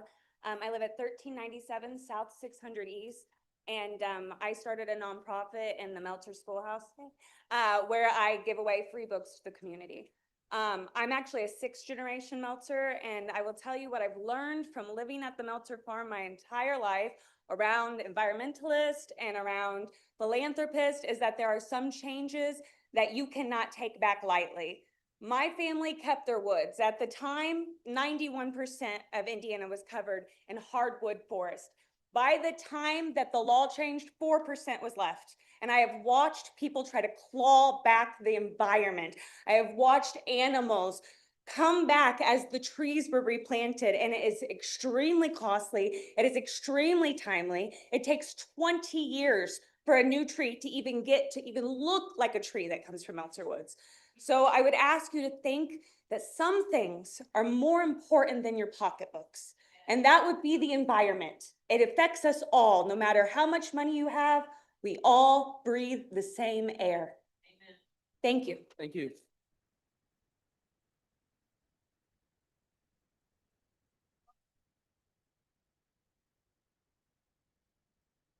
My name is Megan Hopping. I've never done one of these before, so I'm just gonna jump into it. My first question is, where is the planning committee so they can answer questions for us? That meeting's Wednesday night. That's Wednesday? Okay, good, that's good to know. And my other question would be, and excuse me if this has been asked because it's hard to hear, but who's held responsible 10 or 15 years from now when there's health concerns arising and when there's endangered and native plants that have been killed and wiped out in the area on public land, because it's going to spread. It's going to kill everything in that spot and surrounding spots there. So I want to know who's going to come to the mic and, you know, take accountability when people have cancer and lung problems and heart problems and they can't pay their bills, their medical bills, any of it. They can't pay their electric bill, their water bill. Who is going to answer for that? Is there an answer? Well, I assume if that happens, the company will have to answer for that down the road.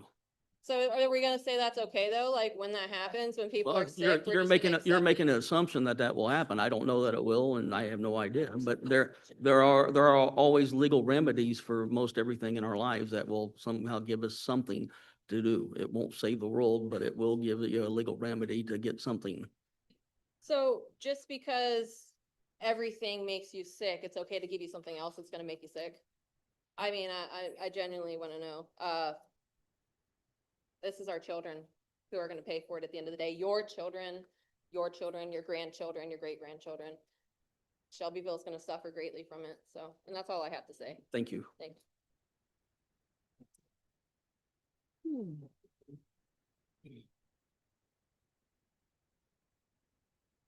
Good day. Hi, my name is Brenda Coors Bush. My late husband, John Coors, which his parents, and I run Village Square and Colonial Laundry and several businesses around here. The last thing my husband did, a couple of years before he died, was built a very nice house for me on 425 East with a gas well, with the idea that I can afford to live in that house the rest of my life because I only have an electric bill to pay with that gas well. I'm very concerned about what construction close by, because this is coming right up behind my house. what construction will do and if there's any explosives being used or any heavy digging and land movement, what that will do to my gas well. Because I've got an 8,000 square foot house. I can't afford to live in that without a gas well. And this was my last thing John gave me. He wanted to make sure before he died that I would be where I could stay. And I'll admit, I'm very concerned I'll lose my home. So, thank you. Thank you.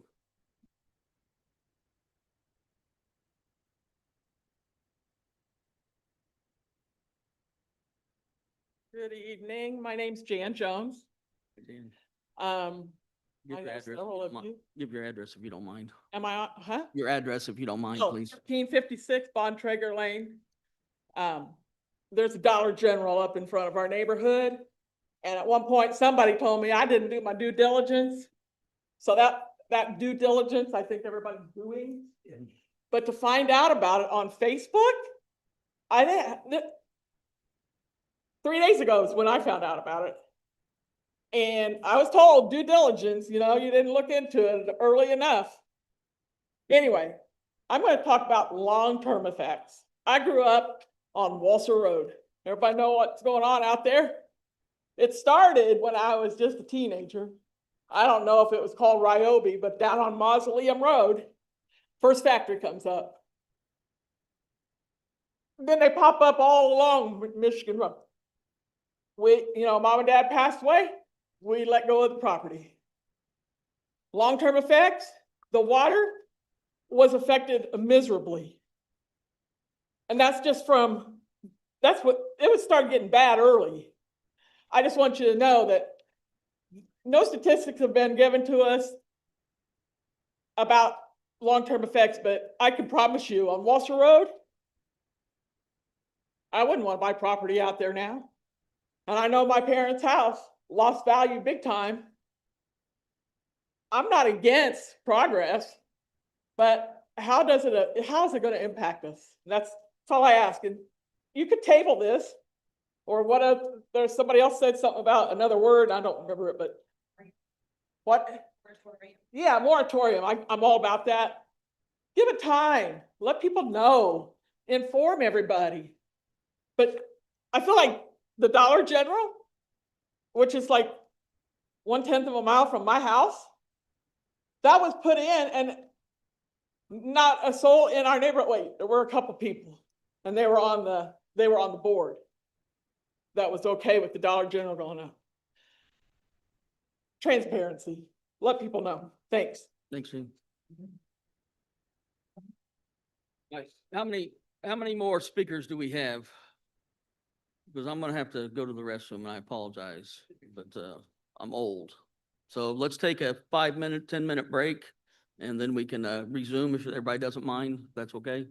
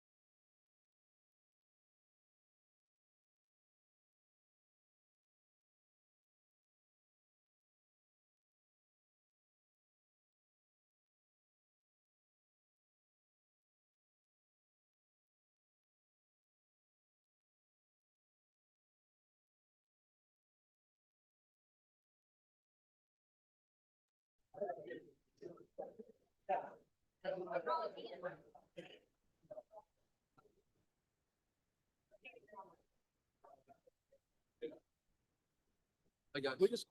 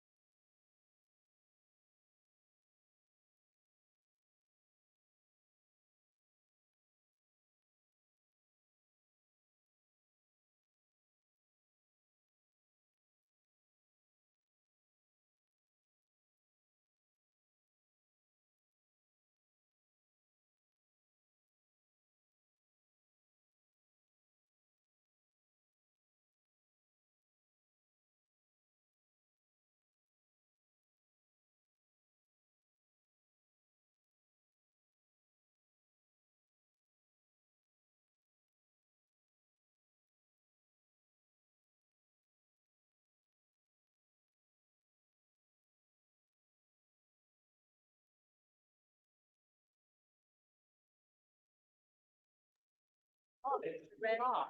30 seconds. Good start. Are you ready? I have one question. I can't hear you.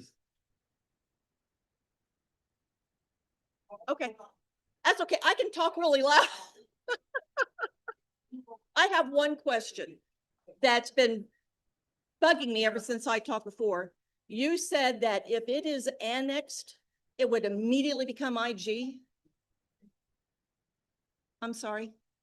It actually goes for the planning commission. So on that. you then would We would, say to the planning commission, all right, let's, we suggest that we're going to annex it, so then it's going to go to the planning. let's get back on the record here and then I'll be glad to say Sure. what I. Connie Lindsay, No, Trotters Chase. no, yeah, so Connie wants to know about the annexation and the rezone of the property. The rezone of the property happens during the plan commission meeting, so or the council is basically just sending this to the plan commission for a recommendation from them. So it will not be annexed then unless the planning Unless the commission. plan commission handles that at that point in time. Thank you. And then that will come back to the council for final approval. I just wanted to make sure it wasn't automatically going to go to IG and Right. then No, sorry. what's the point of having it rezoned? Yeah, well, it will be IG when it goes to the planning commission.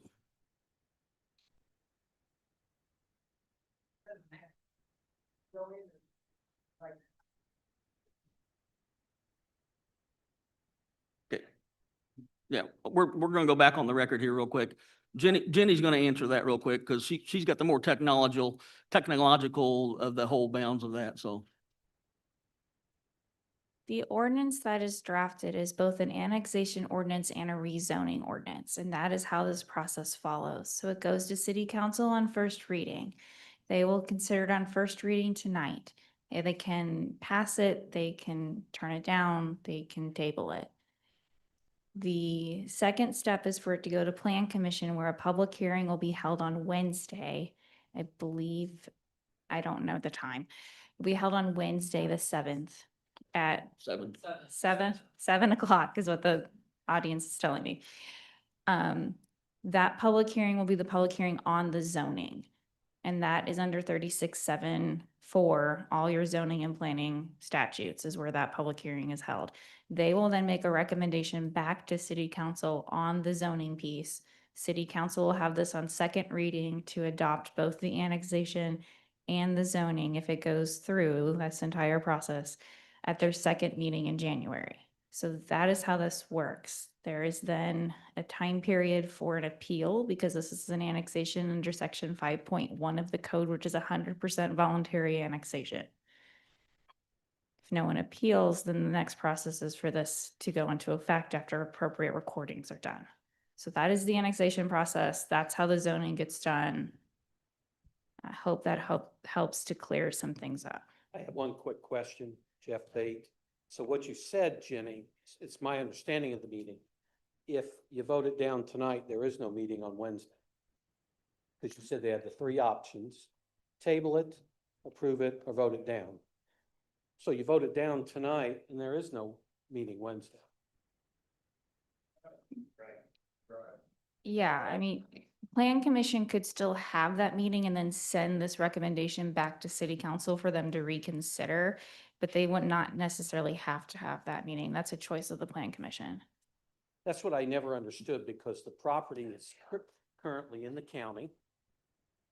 And they've already filed to annex, to have a meeting on it. They filed it already before the Plan Commission, which is city, even though it's county property. So you got to get first approval this evening or it'd be moved. There is a process under the Plan Commission, under the statutes for the Plan Commission to make a recommendation on rezoning. Technically, this is probably in the ETJ. I just wanted to clarify because the way Scott was saying it, Well, and you assume you've already approved it. assume that if it gets out of here, was it Right, the yes, nice? right. I'm with you on the same way. There's no need to have the plan commission meeting if it doesn't get through here. If it Yeah, gets through. so, right, yeah, sorry, we're on the same page, sorry for the confusion, so. We're getting late, so I think we're hearing a lot of the same things over and over again, so if we could, go ahead and, continue on and state your name and, address for the record, please. I'm Adriana Everhart. I live at 733 Colescott Street. I'm going to be a little bit away from all of this, but I wanted to kind of share my personal experience with contaminated water. My family has lived here my whole life. When I was a kid, my mother got a hold of some contaminated water, well water. She became very, very ill. It practically mimicked the symptoms of cancer. Her hair started falling out. It started eating away out of her stomach. If this data center comes in and they started contaminating the well water around these surrounding areas, something like that could happen to the families that live here. It's not something that I would want to put anybody else through. It took years for them to even figure out what was wrong because we don't think contaminated well water when people live in a city. We don't think about that as being an option. I'm saying this because I worry about what this is going to do to our water, to our environment, to the people that live here. I strongly urge you not to go through with this. Thank you. Thank you. Good evening, I'm Uriel Bathory. I live at 106 St. Mary Street, just right down the road from here. Had a nice little jaunt on over tonight. I agree with my fellow citizens that the proposed annexation and rezoning of the land for the intended use of a data center is entirely foul and utterly disgusting. I'm not going to belabor the point any further. We've all heard the same things repeatedly tonight, which I think is important nonetheless. That said, I would like to remind you the elections roll around again in 2027 in December. And come Wednesday, if this is in fact voted in favor by you members of the council, you will be voted out based on everything we have heard tonight. That is not a threat. That is a simple guarantee from everyone that we have heard speaking tonight and everyone we've heard talking in the hallways who have not come in to speak. When the last tree has fallen and the rivers are poisoned, you cannot eat money. If this goes through, we are going to be harming our community entirely and utterly, thoroughly, horrifically burdened by all the loss and all the damage it is going to bring to us. Remember that you serve us, the people. You do not serve profit. Thank you. Good night. Thank you.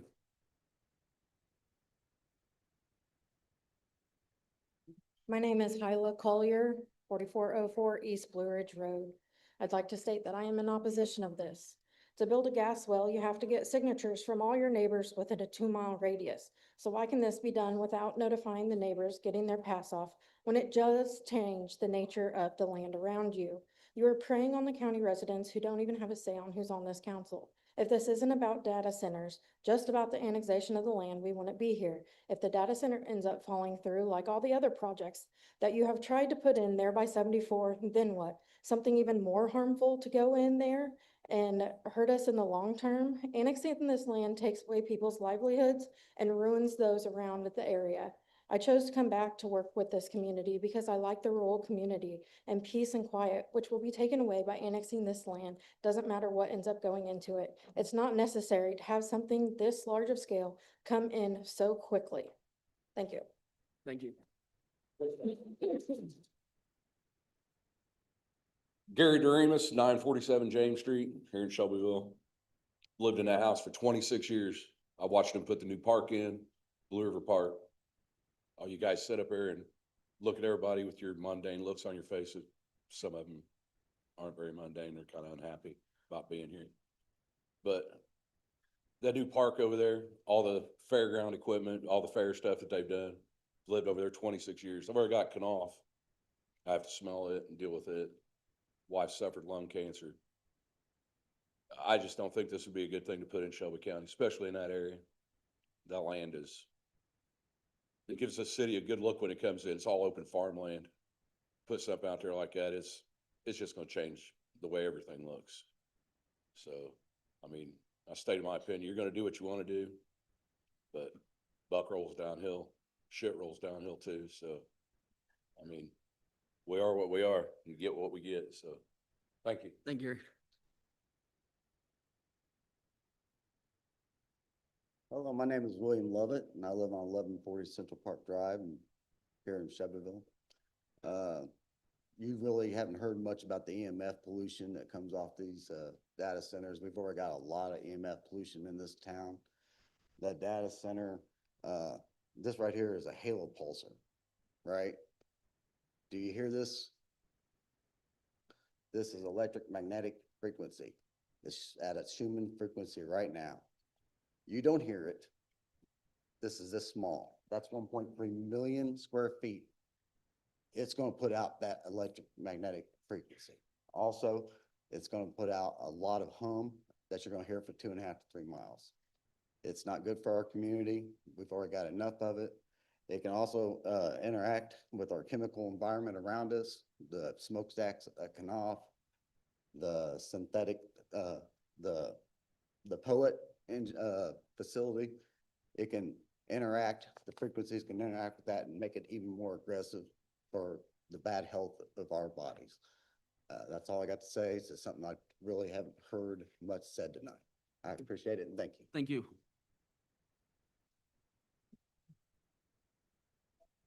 Good evening, my name is Steve Woods. I live at 4038 German Road. I just don't want to look out my back door and see big buildings. And I'm wondering if anybody has gone to any of these centers in the United States and seen what has happened after the development. Has anybody proceeded to check that out? Maybe we need to before we do all this. I don't know. But I think, if you would want that in your backyard, but then, so be it. But I don't want it in my backyard. I think it's farmland. I think we need to keep it farmland. We are running out of farmland. We need to keep farmland. 44 is a nice road to walk in. Do you want to have that busy? I don't think so. But thank you for your time. Thanks, Steve. Darrell Mollenkoff, 1842 North Morristown Road. I just want to get back to the question that was asked. I think a lot of people didn't hear that before we come back into order. About the About zoning. annexation coming in as IG. Are you saying you have to vote it in as IG because that's the way it's written? Or can you make those changes before you present it to the planning commission that you want to annex it? I've got no problem with annexing this property to the city. The city's got to grow. But why do we have to bring it in as IG? Why can't we bring it in as it's zoned right now? I know part of the city's grounds are the IG, but why do we have to bring it all in as IG? Why can't we just leave it zoned as it is and fight that battle later? You bring it all in IG, that opens the door for these guys. They can do whatever they want because they say it's already zoned. So do we have to annex it as IG? Can you change that tonight or does it have to go to the planning commission? I'm not going to answer that question because I got myself in trouble already for speaking when I didn't know for sure. So, Jenny? Yeah. There is, Minute and a half. there's a process for an amendment and it would be done on second readings at this point unless it's tabled, then it would be done when it went back on the agenda. So it doesn't have to come in as IG. It can come in as It can come back. agriculture residential. Well, I assume the plan commission could change their mind, but I'm not, and change it, but I'm not 100% sure. So that's, Yeah, I mean, also the petition asks for the zoning. That's what, so you have to go So- by the way it's presented to you. You can either vote it in or vote it out, but you can't change it. Say, we voted in, but we want it to stay zoned as it is right now. Well, I don't think we would want to change it, you know, or the petitioner would withdraw. So I mean, you know, you might as well just turn it down. So Okay. at some point in time, yeah. Right. Right. Right. I've got one other question as far as the wastewater discharge. You know, they're gonna be on a closed circuit, but sometime, at least once a year, it said, they've got to discharge all that water somewhere. Where is that gonna go? Sanitary sewer. Into the sanitary sewer? And they may have to do pre-treatment on it, but we don't know. I mean, you know, we have a lot of our industries that do pre-treatment for, you know, their sanitaries, they have their pre-treatment in their building and they send it to us because it has to meet our certain regs before we'll take the water. They're not gonna dump it in a ditch. That won't be allowed. They're not gonna dump it in a stream. They're not gonna dump it just on their land. It has to go in the sanitary Is sewer. that another cost to the taxpayer? I'm sorry? Is that another cost to the taxpayer to run it through our sewage? They'll have to pay the rate just like everybody else. Okay, I'm just Yeah, asking questions. Yeah. Okay, thank you. All right.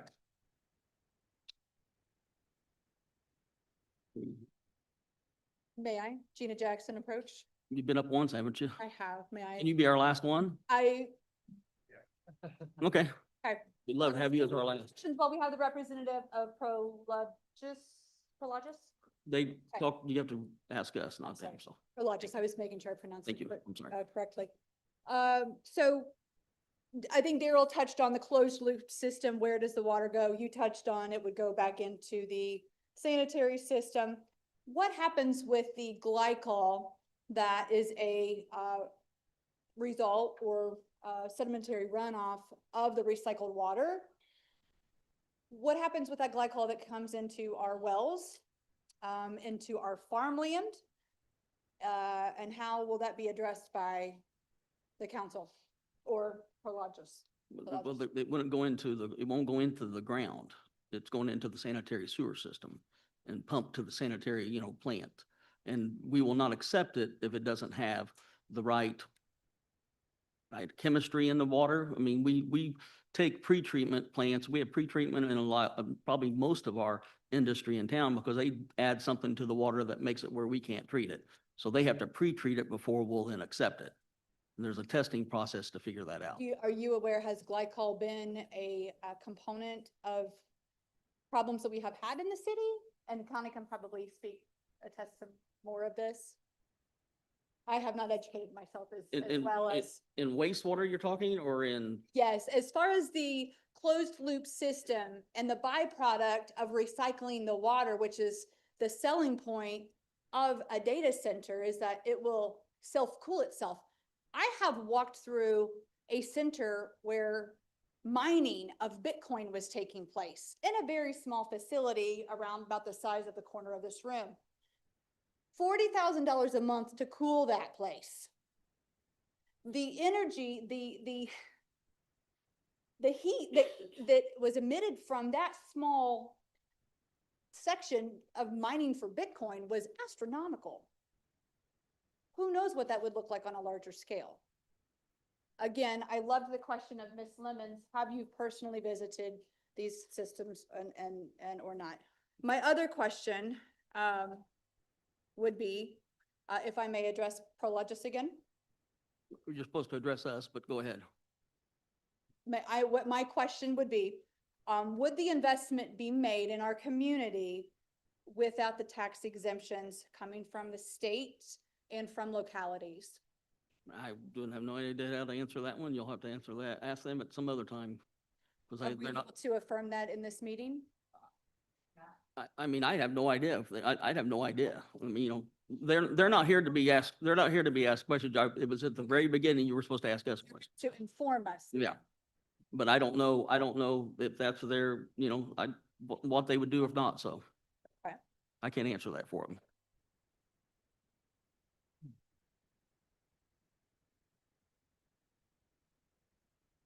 I think for right now, that is all the questions that I have. Thank you very much. Thank you, council.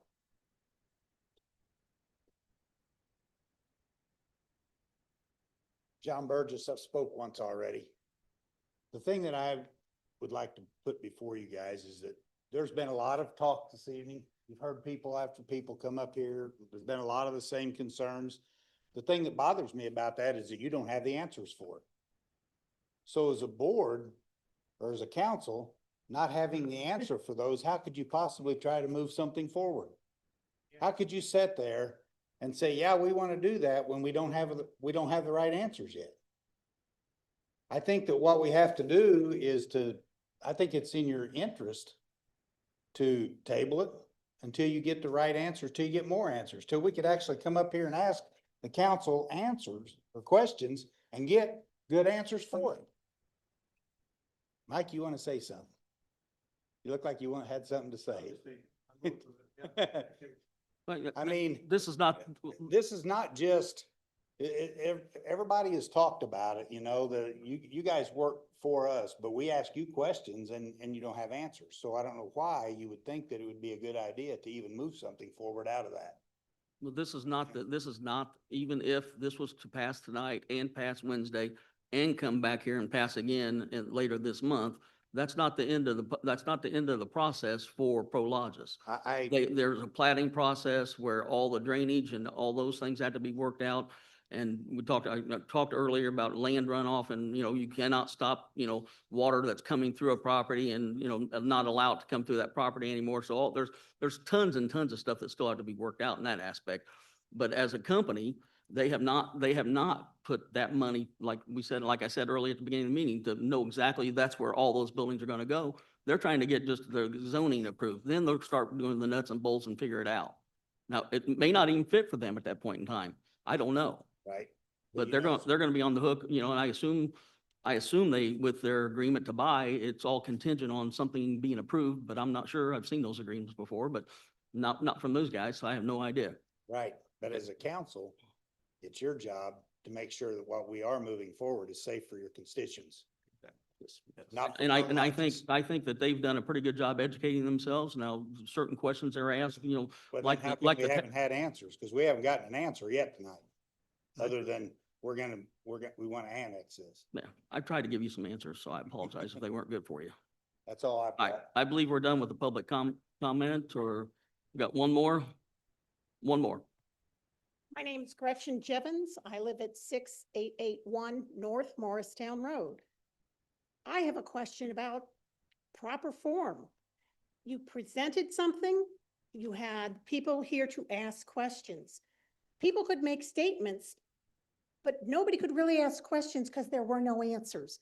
You say, well, that's fine. No, it shouldn't pass step one till you've got these questions answered. Once you have that, you've got a better format of what you're passing on to zoning, because they'll already have that answers. It just muddles it if you move it forward when you know there's things you don't have answers to. Thank you. Yeah, just table it, just take a moratorium. Well, I'm not saying vote yay, vote nay, but just say we're not ready to move forward. Thank you.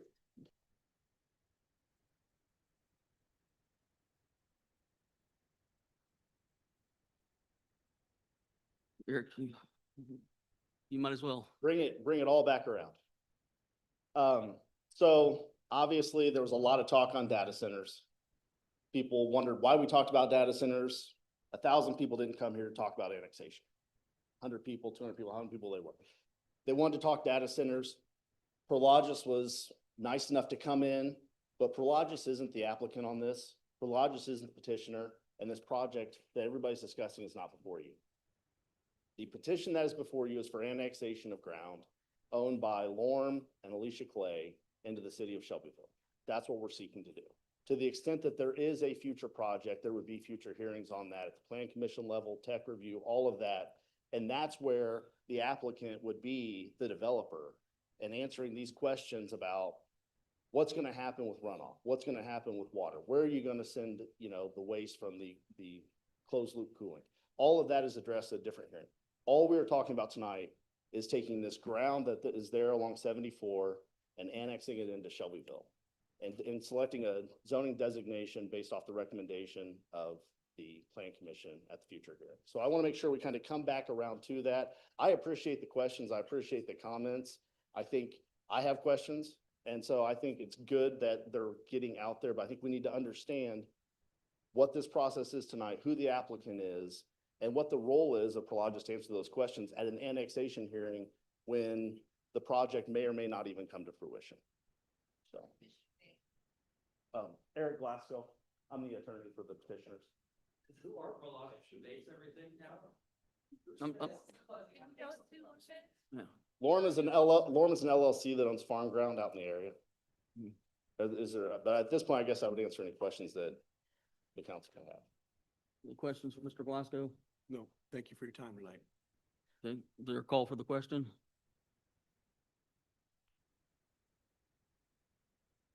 Good. Anybody gonna call for the question? We can take the vote. We need a motion. We already did that. Call for the question. I mean, do you want to take the vote now? Now we need to take a vote. Call for the question, take the vote, please. Okay, that's what I'm asking. You want a roll call vote or do you want just a voice vote? We can do a roll call vote. Okay, we're ready to vote now. We're gonna do a roll call vote. We'll start with, well, hold on. First, we gotta close the public hearing part. So public hearing is now closed on this. We'll now take the vote. Councilwoman. You want to Wilson? rephrase, make sure on the Sorry? vote? You want to rephrase the vote that we're voting? This is discussing exclusively on the annexation of the petitioner. That is correct. Okay. Councilwoman Wilson? How do you vote? I don't know if I can do this, but I vote to table it. Well, that'll take a motion for something else. You can't vote to table it. You vote yes or no. Or abstain. The same, right? I'm sorry? Turn your mic on. too. If we are only voting for the annexation, which is what we are here for, and the planning commission has already approved this, I vote yes for the annexation. So you're voting yes for the annexation? We're not, please, thank you. Is voting for the annexation.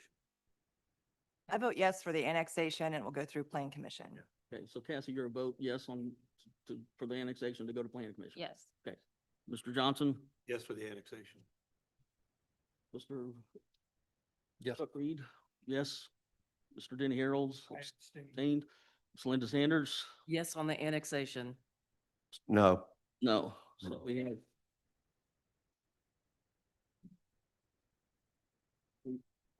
And Betsy, you were a yes too, correct? So we have five, 1, and 1. So motion carries 5, 1, and 1. This will go to the Plan Commission, which will be held Wednesday at 7 PM at the school. We still have more business to conduct, so if you guys don't mind, we'll give you a minute and we'll take going.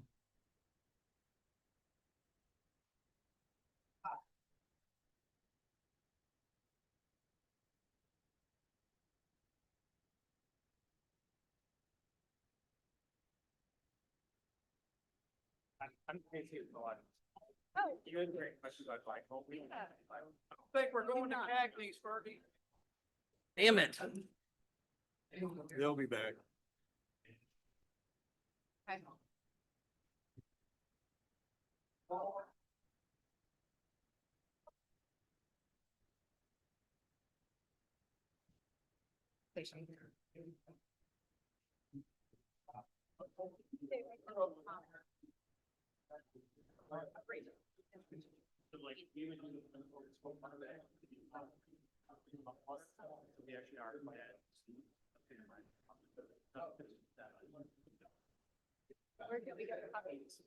My own public, I don't know. Okay. Can everybody hear me? All right. Anybody?